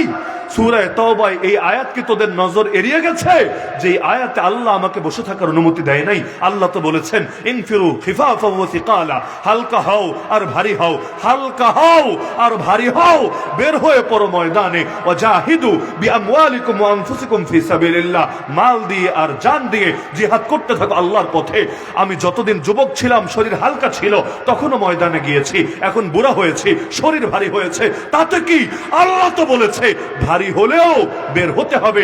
সুতরাং তোরা যদি না আনিস আমাকে, তোদের সাথে প্রয়োজনে যাব, অন্য কারো সাথে, কিন্তু যাবই যাব, মরণ হলে ময়দানে মরণ হবে। কি আবেগ! এমনকি এক জীবন দিয়েও তাদের তৃপ্তি মেটে না। সাহাবীকে ফেলা হবে এমন ড্যাগের ভেতরে যার ভেতর তেল টকবক করে ফুটছে। কিছুক্ষণ আগে তার দুই সাথীকে ফেলা হয়েছে, একজনও ফিরে আসে নাই, জায়গায় শহীদ হয়েছে, তাকে ফেলা হবে। তিনি কাঁদছেন, চোখ থেকে পানি গড়িয়ে পড়ছে। খ্রিস্টান বাদশাহ অবাক, কি ব্যাপার, এখন কাঁদিস কেন? এত জুলুম করলাম তাও খ্রিস্টান বানাতে পারলাম না, এত লোভ দেখালাম তাও খ্রিস্টান হলি না, এখন কাঁদিস কেন? মৃত্যুর ভয়ে? মৃত্যুকে সামনে থেকে দেখে দিলে ভয় লাগছে? আচ্ছা বাদ দে, এখনো সময় আছে, খ্রিস্টান হয়ে যা। তোর মতো লোক যদি আমার দলে চলে আসে, আমার সেনাপতি হয়, আমার হাত অনেক শক্তিশালী হবে, আমার জন্য এটা অনেক ভালো হবে। সুতরাং এখনো সময় আছে, মোহাম্মদকে ভুলে যা, খ্রিস্টান হয়ে যা। সেই সাহাবী চিৎকার করে বলে উঠলো, আরে জালেম, তুই কে ভেবেছিস আমি মৃত্যুর ভয়ে কাঁদি? আল্লাহর কসম, মুসলমান মৃত্যুর ভয়ে কাঁদে না। আমি তো কাঁদছি আফসোসের কারণে, একটা মাত্র প্রাণ কোরবান করছে আল্লাহর পথে। এত সামান্য পুঁজি নিয়ে কিয়ামতের দিন দাঁড়াবো কোন মুখে? আরে আল্লাহ কি এতটুকু পুঁজি কবুল করবে? আল্লাহ কি আমার অতীতের পাপ মাফ করবে? আল্লাহ কি আমাকে জান্নাত দেবে? হায়, আমার গায়ে যেই পরিমাণ পশম আছে, এই পরিমাণ প্রাণ যদি থাকতো আর প্রতিটা প্রাণ আল্লাহ রাস্তায় কোরবান করতে পারতাম, তাহলে না কিয়ামতের দিন বড়সড় পুঁজি নিয়ে দাঁড়াতে পারতাম। এখন একটা মাত্র জান আছে, এই পুঁজি নিয়ে দাঁড়াবো কোন মুখে? এই আফসোসে, এই দুশ্চিন্তায় আমার চোখ বেয়ে বেয়ে পানি গড়িয়ে পড়ছে। এক জীবন দিয়েও তাদের তৃপ্তি হয় না, আর আমরা যে কিছুই করতে পারলাম না, ভেতরে কোনো আফসোসও জাগে না। সুতরাং মাথায় গেঁথে রাখেন, মোহাম্মদ বিন কাসেম যদি 18 বছর বয়সে এসে দ্বীনের পতাকা উড়াতে পারে, উসামা বিন যায়েদ বাচ্চা বয়সেই যদি আল্লাহর নবীর সেনাপতি হয়ে জিহাদের ময়দানে পারফর্ম করতে পারে, আমার আপনার বয়স তো তার চাইতে অনেক বেশি হয়েছে। সুতরাং অঙ্গীকারাবদ্ধ হন আল্লাহর সাথে, আয় আল্লাহ, জানি না কয়দিন হায়াতের বাকি আছে, তো যতদিন আমার ভেতরে প্রাণ আছে, সেই প্রাণে স্পন্দন আছে, ধমনীতে রক্ত প্রবাহিত আছে, আল্লাহ তুমিই তৌফিক দিও, ততদিন পর্যন্ত হকের পক্ষে বাতিলের বিপক্ষে আমার আমরণ লড়াই, আমরণ সংগ্রাম, আমরণ জিহাদ চলবেই চলবে, চলবেই চলবে, চলবেই চলবে।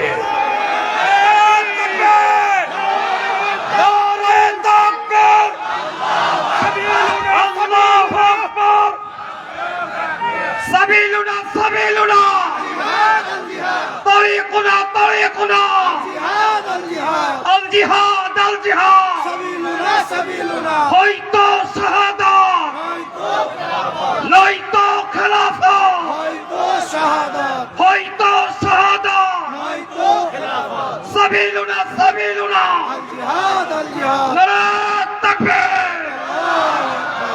কাজ করতে আসলে খুব বেশি মানুষ লাগে না। আল্লাহ রাসূল কয়জনকে নিয়ে দিন কায়েম করেছিলেন বলেন দেখি? কয়জন? মক্কায় 13 বছর দাওয়াত দিলেন, 1000 লোক কালেমা পড়ে মুসলমান হয় নাই। আজকের মাহফিলে আছেন কয় হাজার? 1013 বছরে কালেমা পড়ে মুসলমান হয় নাই। আর মদিনায় যে কয়জন ছিল, ওই পুরো সংখ্যাটা মিলালেও আজকের মাহফিলে খালি যে পরিমাণ আছে না, চাঁপাইনবাবগঞ্জ তো বহু আছে, এই পরিমাণ মুসলমানই ছিল না। অথচ এই গুটি কয়েককে নিয়ে দিন কায়েম করে ফেলেছেন। বদরে দিন কায়েম হয়েছে এমন তো না, তার 1 বছর আগে তো মদিনায় ইসলাম বিজয় হয়ে গেছে, হয় নাই? তো কিভাবে হলো? এত কম লোক নিয়ে কিভাবে হলো? আর ভাই, কাজের লোক কমই থাকে, আওয়াজের লোক বেশি থাকে। বাংলাদেশের দেখতে লোকের অভাব নেই, সবই লোক, সবই লোক, সবই লোক, সবই তো আমাদের। যেমন আমি যদি বাংলাদেশে ধরেন 200 জন এখন এখানে বসে বসে প্রসিদ্ধ, 200 লাগবে না, 100 থেকে 150 জন হুজুরের নাম বলবো প্রসিদ্ধ, অমুকের ভক্ত 10 লাখ, অমুকের 50 লাখ, অমুকের 1 কোটি, অমুকের 2 কোটি, এভাবে একটা আপনি মোট হিসাব বের করবেন, দেখবেন 100 থেকে 150 জন হুজুরের নাম বললে পুরো বাংলাদেশে যদি 13-14 কোটি মুসলমান থাকে, এর মধ্যে 8-9 কোটি বিভিন্ন হুজুরের ভক্তের তালিকায় চলে এসেছে। হয়তো এর ভক্ত, না হলে এর ভক্ত, হয়তো এরে ভাল লাগে, না হলে ওরে ভাল লাগে, না হলে ওরে ভাল লাগে, এভাবে ঘুরে ফিরে সবই কোনো না কোনো হুজুরের ফ্যান আর ফলোয়ার। ফ্যান মানে ওই হাত পাখা না, মানে ভক্তে পরিণত হয়ে আছে আর কি। তাহলে সব যদি হুজুরদের ভক্তে পরিণত হয়ে থাকে, তাহলে অন্য সব আলাপ বাদই দেন না, ওই ব্যালট দেওয়ার সময় আর যায় কোথায়?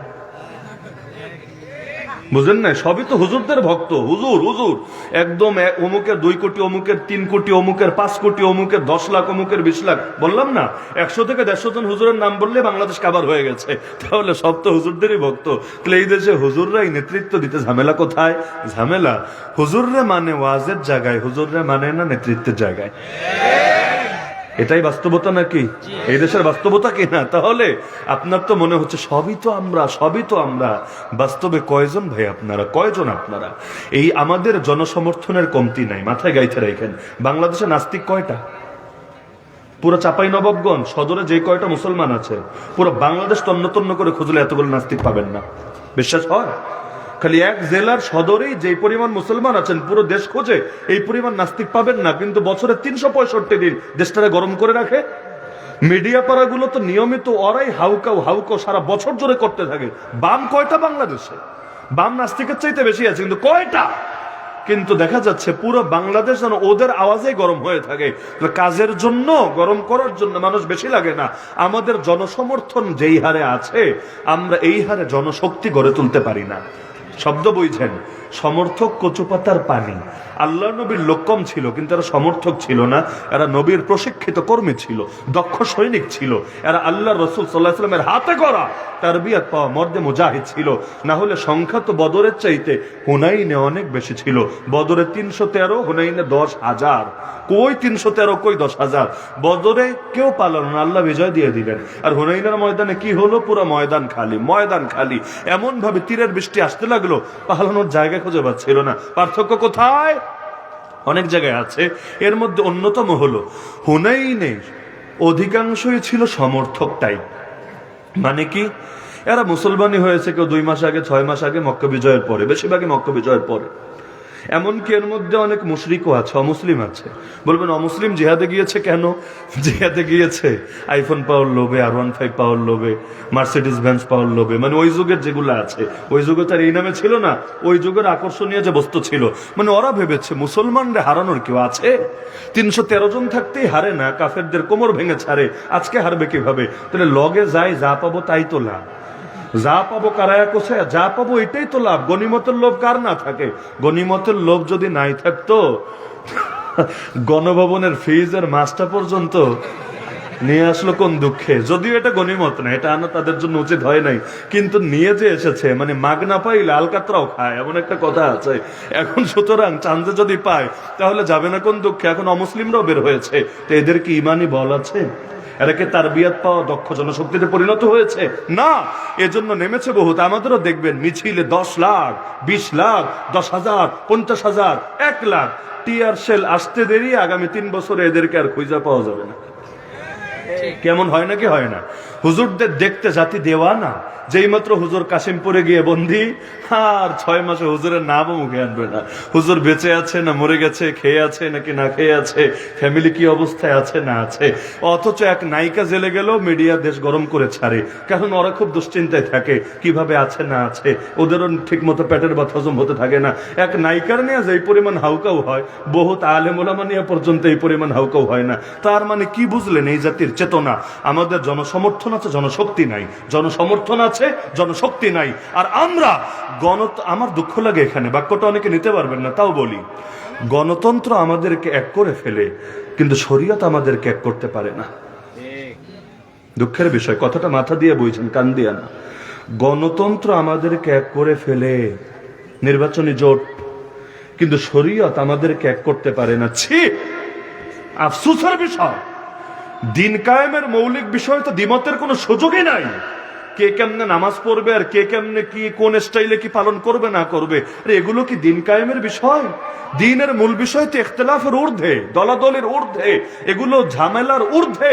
লা ইলাহা ইল্লাল্লাহ কার ইখতিলাফ আছে? সুদ হারাম কার ইখতিলাফ আছে? বেশ্যাখানা বন্ধ করতে হবে কার ইখতিলাফ আছে? মানুষকে নামাজি বানাতে হবে কার ইখতিলাফ আছে? এই দেশে অর্থনীতি থেকে সুদ দূর করতে হবে কার ইখতিলাফ আছে? ঘুষ দুঃশাসন দূর করতে হবে কার ইখতিলাফ আছে? সামাজিক সাম্য কায়েম করতে হবে, ন্যায় কায়েম করতে হবে, ইনসাফ কায়েম করতে হবে, মানুষের মর্যাদা দিতে হবে কার ইখতিলাফ আছে? তাহলে এই যে মৌলিক বিষয়গুলো, এগুলো তো ইখতিলাফের ঊর্ধ্বে রে ভাই। কিন্তু তারপরও শরীয়ত আমাদেরকে এক করতে পারে না, তো গণতন্ত্র আমাদেরকে এক করে ফেলে। এর চাইতে বড় লজ্জা, বড় শরম একটা মুসলিম জাতির জন্য কি হতে পারে? তাহলে আলিফ লাম মিম থেকে এই শিক্ষাটা গেঁথে নেন যে ইসলামের সব মানি, সব মানি, সব মানি।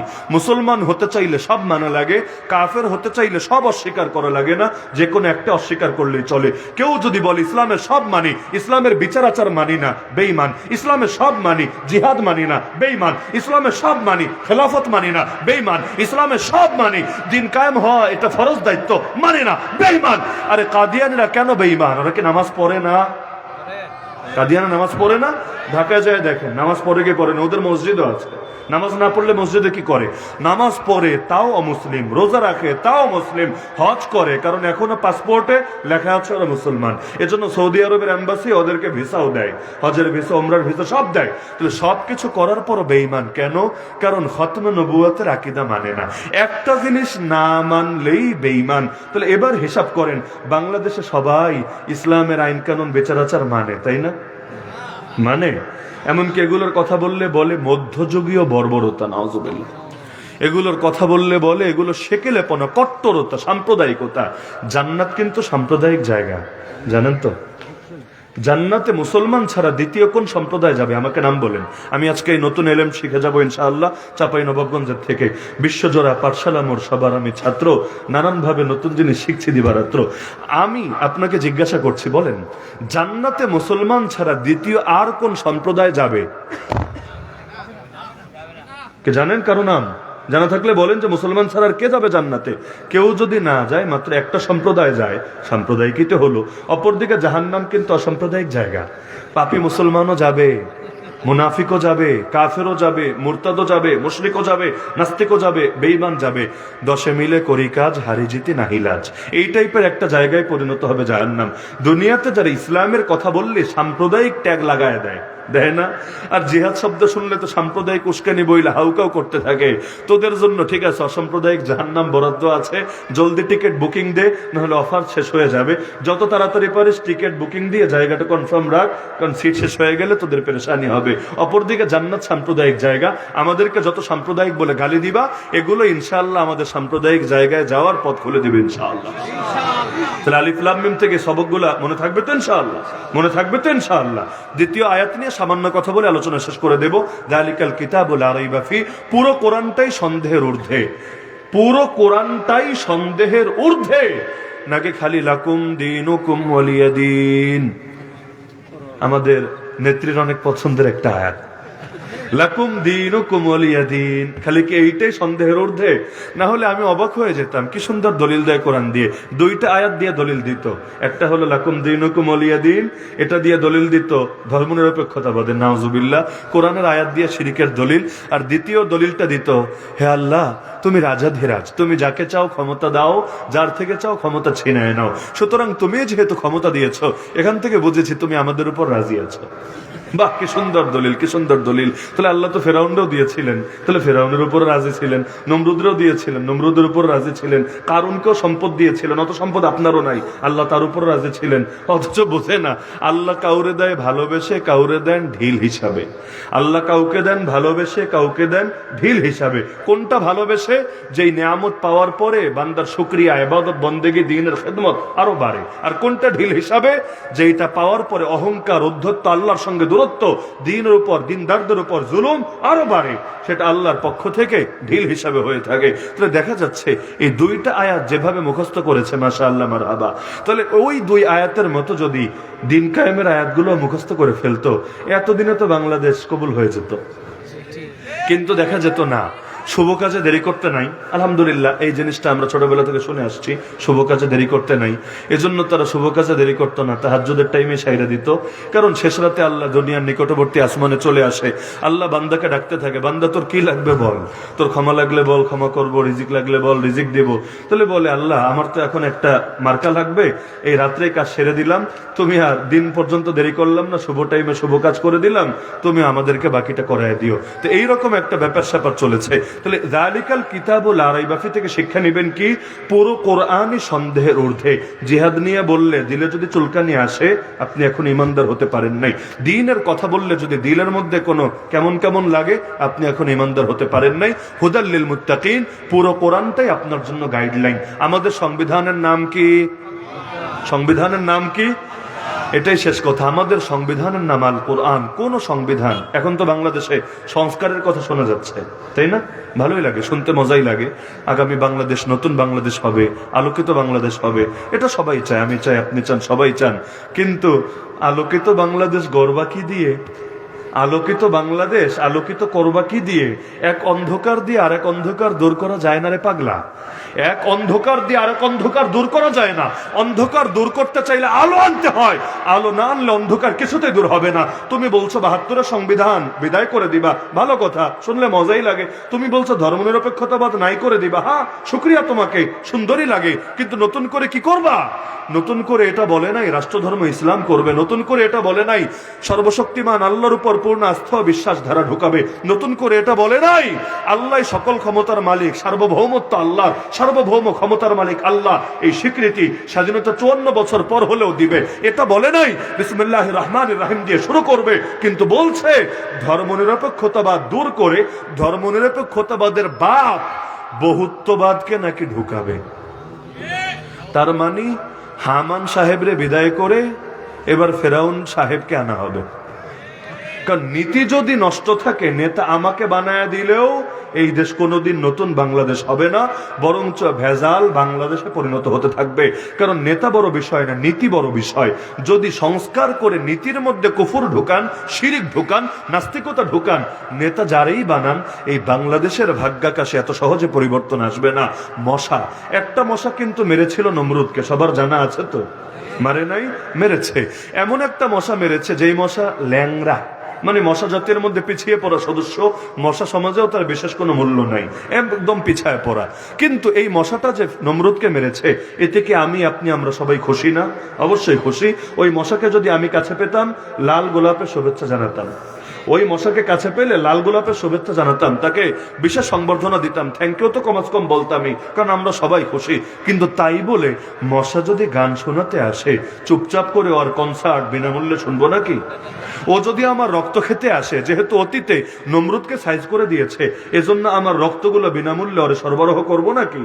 আরে করবেন আপনারা? না, চিন্তা করবেন যতটুকু ভালো করেছিস ভালো রে ভাই, ওইটারে ভালো বলতে আমাদের আপত্তি নাই। কিন্তু তাই বলে নতুন করে যদি নষ্টামি করতে আসিস, তোরে কিন্তু ছেড়ে দেওয়ার কোনো সুযোগ নাই। ভাই তুমি যদি নাস্তিকও হও, তুমি যদি বামও হও, তুমি যদি কুফুরের ধারক বাহক হও, কিন্তু তুমি যদি আন্দোলনে শরিক থাকো, তুমি যদি জালেমের বিরুদ্ধে রুখে দাঁড়িয়ে থাকো, তোমাকে সালাম জানাই, সালাম মানে আসসালামু আলাইকুম না, মানে শুভেচ্ছা জানাই, তোমাকে ধন্যবাদ জানাই, তোমাকে কৃতজ্ঞতা জানাই, তোমারে স্যালুট জানাই, তোমারে লাল গোলাপ, সাদা গোলাপ, পিঙ্ক কালারের গোলাপ সব দিতে রাজি আছে, কোনো সমস্যা নাই। কিন্তু তাই বলে তুমি যদি এখন চেতনার নামে আমার উপর শিরিক চাপাতে আসো, আমার উপর কুফুর চাপাতে আসো, আমার উপর নাস্তিকতা চাপাতে আসো, তোমারে কিন্তু ছেড়ে দেওয়ার সুযোগ নাই। ৭১ যুদ্ধ হয়েছে, মহান মুক্তিযুদ্ধের পরে ৭২ সালে কিছু লোক কিন্তু মুক্তিযুদ্ধের চেতনার নাম দিয়েও ধর্মনিরপেক্ষতাবাদ আর সমাজতন্ত্র এগুলো ঢুকিয়ে ছেড়েছে। আজও বহুত্ববাদের মতো এইরকম নিকৃষ্ট শিরিক, যেগুলোর পিঠে চড়ায়া শরীফ থেকে শরীফা থেকে শুরু করে দুনিয়ার সব জাহেলিয়ত, সব অপসংস্কৃতি ঢুকানো সম্ভব। এগুলো যদি ঢুকানোর চেষ্টা করা হয়, তাহলে জাতির চুপ করে বসে থাকার সুযোগ আছে নাকি মশার মতো এদেরকেও রুখে দিতে হবে? সুতরাং আমার একটাই বার্তা, আল্লাহর দ্বীনের ব্যাপারে আপোষ করার কোনো সুযোগ নাই। আল্লাহর দ্বীনকে বিজয়ী করে ছাড়তে হবেই হবে। আমি বিজয়ী না হলে সমস্যা নাই, আমার দল বিজয়ী না হলে সমস্যা নাই। আল্লাহর দ্বীন বিজয়ী না হলে কারোই রক্ষা নাই। সুতরাং আল্লাহর দ্বীনকে বিজয়ী করতে হবে। তুমি যদি বিজয়ী করে দাও, সালাম তোমাকে, কোনো সমস্যা নাই, আমার চেয়ারেরও দরকার নেই, পদেরও দরকার নেই, ক্ষমতারও দরকার নাই। তো তুমি যদি আল্লাহর দ্বীনের বিরুদ্ধে অবস্থান নাও, তোমাকে ছেড়ে দেওয়ার সুযোগ নাই। দ্বীনের জন্য নবী ইব্রাহিম বাপ ছেড়েছেন, দ্বীনের জন্য নবী নূহ নিজের পুত্র ছেড়েছেন, দ্বীনের জন্য নবী লূত নিজের সন্তানকে ছেড়েছেন, দ্বীনের জন্য নবী মুহাম্মদ রাসূলুল্লাহ সাল্লাল্লাহু আলাইহি ওয়াসাল্লাম নিজের দেশ ছেড়েছেন, কিন্তু কোনো কিছুর জন্য দ্বীন ছাড়েন নাই। সুতরাং আমরা দ্বীনের জন্য সব ছাড়তে পারবো, কোনো কিছুর জন্য দ্বীন ছাড়তে পারবো না। যদি ছেড়েই দেই, তাহলে হুদাল্লিল মুত্তাকিন হবে কিভাবে? এই কোরআন তো আমার জন্য গাইডলাইন, আমার জন্য হেদায়েত। কোরআনের মতো আলো থাকতে আমি অন্ধকার মানি কিভাবে? তাহলে কোরআনের এই যে শুরুর 2টা আয়াত আমি বললাম, ভূমিকা সূরা ফাতিহা, এরপর প্রথম 2টা আয়াত আমি বললাম, এই 2 আয়াতের আলোকে বর্তমানে আমাদের কি করণীয়? কিছু মৌলিক বার্তা পাওয়া যাচ্ছে নাকি যাচ্ছে না? একদম শুরু থেকে দেখাই দিলাম, মাঝখান থেকে আর শেষ থেকে দরকার নাই, একদম শুরুর 2 আয়াত থেকেই দেখালাম। এবং যেগুলো দেখালাম সবগুলোই আয়াতের দাবির অন্তর্ভুক্ত নাকি অন্তর্ভুক্ত না? নাকি কোনোটা মনে হচ্ছে যে না, এভাবে আয়াত থেকে বুঝে আসেন, উনি ঘোরায়া বুঝাইছে? না, ঘোরায়া বুঝাই নাই, ডাইরেক্ট অনুবাদের ভেতর থেকেই বুঝিয়েছি।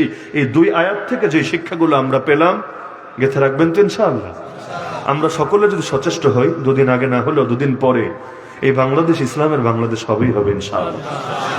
একজন মিলে 2জন মিলে সমাজ পাল্টাতে পারবো না, কিন্তু আমরা যদি দিনকে দিন আমরা সবাই মিলে একসঙ্গে জাগতে শুরু করি। আমরা যদি না জাগি মা, কেমনে সকাল হবে? তোমার ছেলে জাগলে গো মা, রাত পোহাবে, তবে জাগা লাগবে না? নাকি চিরকাল ঘুমায় থাকবেন? হ্যাঁ, জাগা লাগবে। জাগাটা আগামীকাল ফজর থেকে শুরু করেন। হ্যাঁ, বলবেন হুজুর এক হজের মধ্যে আরেক হজ, হ্যাঁ আমাদের সবই তো লাগবে। দেশের মধ্যে দিন কায়েম করবেন আর নিজের মধ্যে বদ্দিন রাখবেন নাকি? না, শুরু করব নিজেকে দিয়ে, দ্বিতীয় ধাপে ফ্যামিলি, এরপর সমাজ, এরপর রাষ্ট্র, ধাপে ধাপে। একবারে চূড়ান্তটা না পারি, গাছের আগে একলা ফুটতে না পারি, শুরু থেকে শুরু অন্তত করি। শেষে যে তার পারলাম না পারলাম, বিজয় আমার হাতে না, বিজয় আল্লাহর হাতে। শুরু তো করি ভাই, অন্তত এটা করি। আমরা যতদিন থাকবো চাঁপাইনবাবগঞ্জে, আমরা থাকতে আমাদের পরিবারে, আমাদের সমাজে অন্তত কোনো জাহেলিয়াতকে প্রশ্রয় দেব না। এখানে কোরআনের মাহফিল হতে দেব, এখানে শয়তানি আয়োজন হতে দেব না। এখানে মানুষের নামে ভাস্কর্য এবং মূর্তি তৈরি হতে দেব না, এবাদতের মূর্তি না, ওগুলো তো এবাদতখানায় থাকবে, কিন্তু ডিজাইনের নামে অমুকের আব্বা, তমুকের শ্বশুর, তমুকের এটা, তমুকের সেটা, এগুলো হতে দেব না। এভাবে সবাই মিলে রুখে দাঁড়ান, ব্যক্তি, পরিবার, সমাজ, যেতে যেতে রাষ্ট্র। একসময় বাংলাদেশ পরিবর্তন হবেই হবে ইনশাআল্লাহ। আমাদের মুরব্বীরা তাদের যুগেও পেয়ে যেতে পারেন, না হলে আমরা যখন মুরব্বী হব, যদি আয়াত কুলায় আর কি আল্লাহ যাদেরকে দিয়েছে, তখন অন্তত পাবো। তা না পাইলে আমাদের পোলাপন অন্তত পাক, আমরা শুরু করে যাই, শেষ ইনশাআল্লাহ আল্লাহই করবেন। পারবেন তো ইনশাআল্লাহ? তো দীর্ঘ রাত পর্যন্ত আপনাদেরকে কয়েকটা বার্তা দিলাম, চাইলে বহু আজে করা যায়, কিন্তু আমার কাছে মনে হলো যেহেতু কম আশা হয়, এজন্য মৌলিক কিছু বার্তা থাকা দরকার সকলের দিলে। যে জিনিসগুলো হয়তো জানা আছে, কিন্তু কোরআন বলে দিচ্ছে নবী স্মরণ করায় দেন, স্মরণ করালে মুমিনের উপকারে আসে। ওয়ালাক্কির ফাইন্না যিকরা তানফাউল মুমিনিন। মাশাআল্লাহ, আপনাদেরকে আল্লাহ যে পরিমাণ জ্ঞান দিয়েছেন, দ্বীনের পড়াশোনা আপনারা করেন, অনেক কথাই আপনাদের আগ থেকেই জানা, আমি স্মরণ করায় দিলাম, যাতে আমার, আপনাদের, আমাদের সকলের উপকারে আসে। সকলে মিলে আমরা এক নতুন বাংলাদেশ গড়ে তুলতে পারি। রাজি আছেন তো ইনশাআল্লাহ? আল্লাহ সবাইকে তৌফিক দান করুন। যে যুবকরা এই মাহফিল আয়োজন করেছে, আল্লাহ তাদেরকে জাযায়ে খায়ের দান করুন। আগামীতে আরো বিশাল করে, আরো সুন্দরভাবে এই মাহফিলের আয়োজন সম্পূর্ণ করার তৌফিক দান করুন।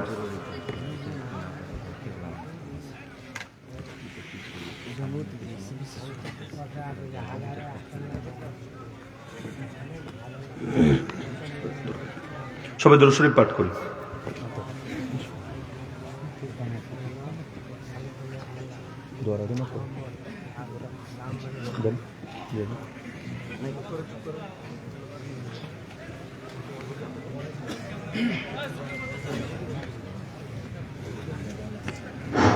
আলহামদুলিল্লাহ, আজকের আমাদের মাহফিলের প্রধান অতিথি আলহাজ রফিকুল ইসলাম সাহেব আপনাদেরকে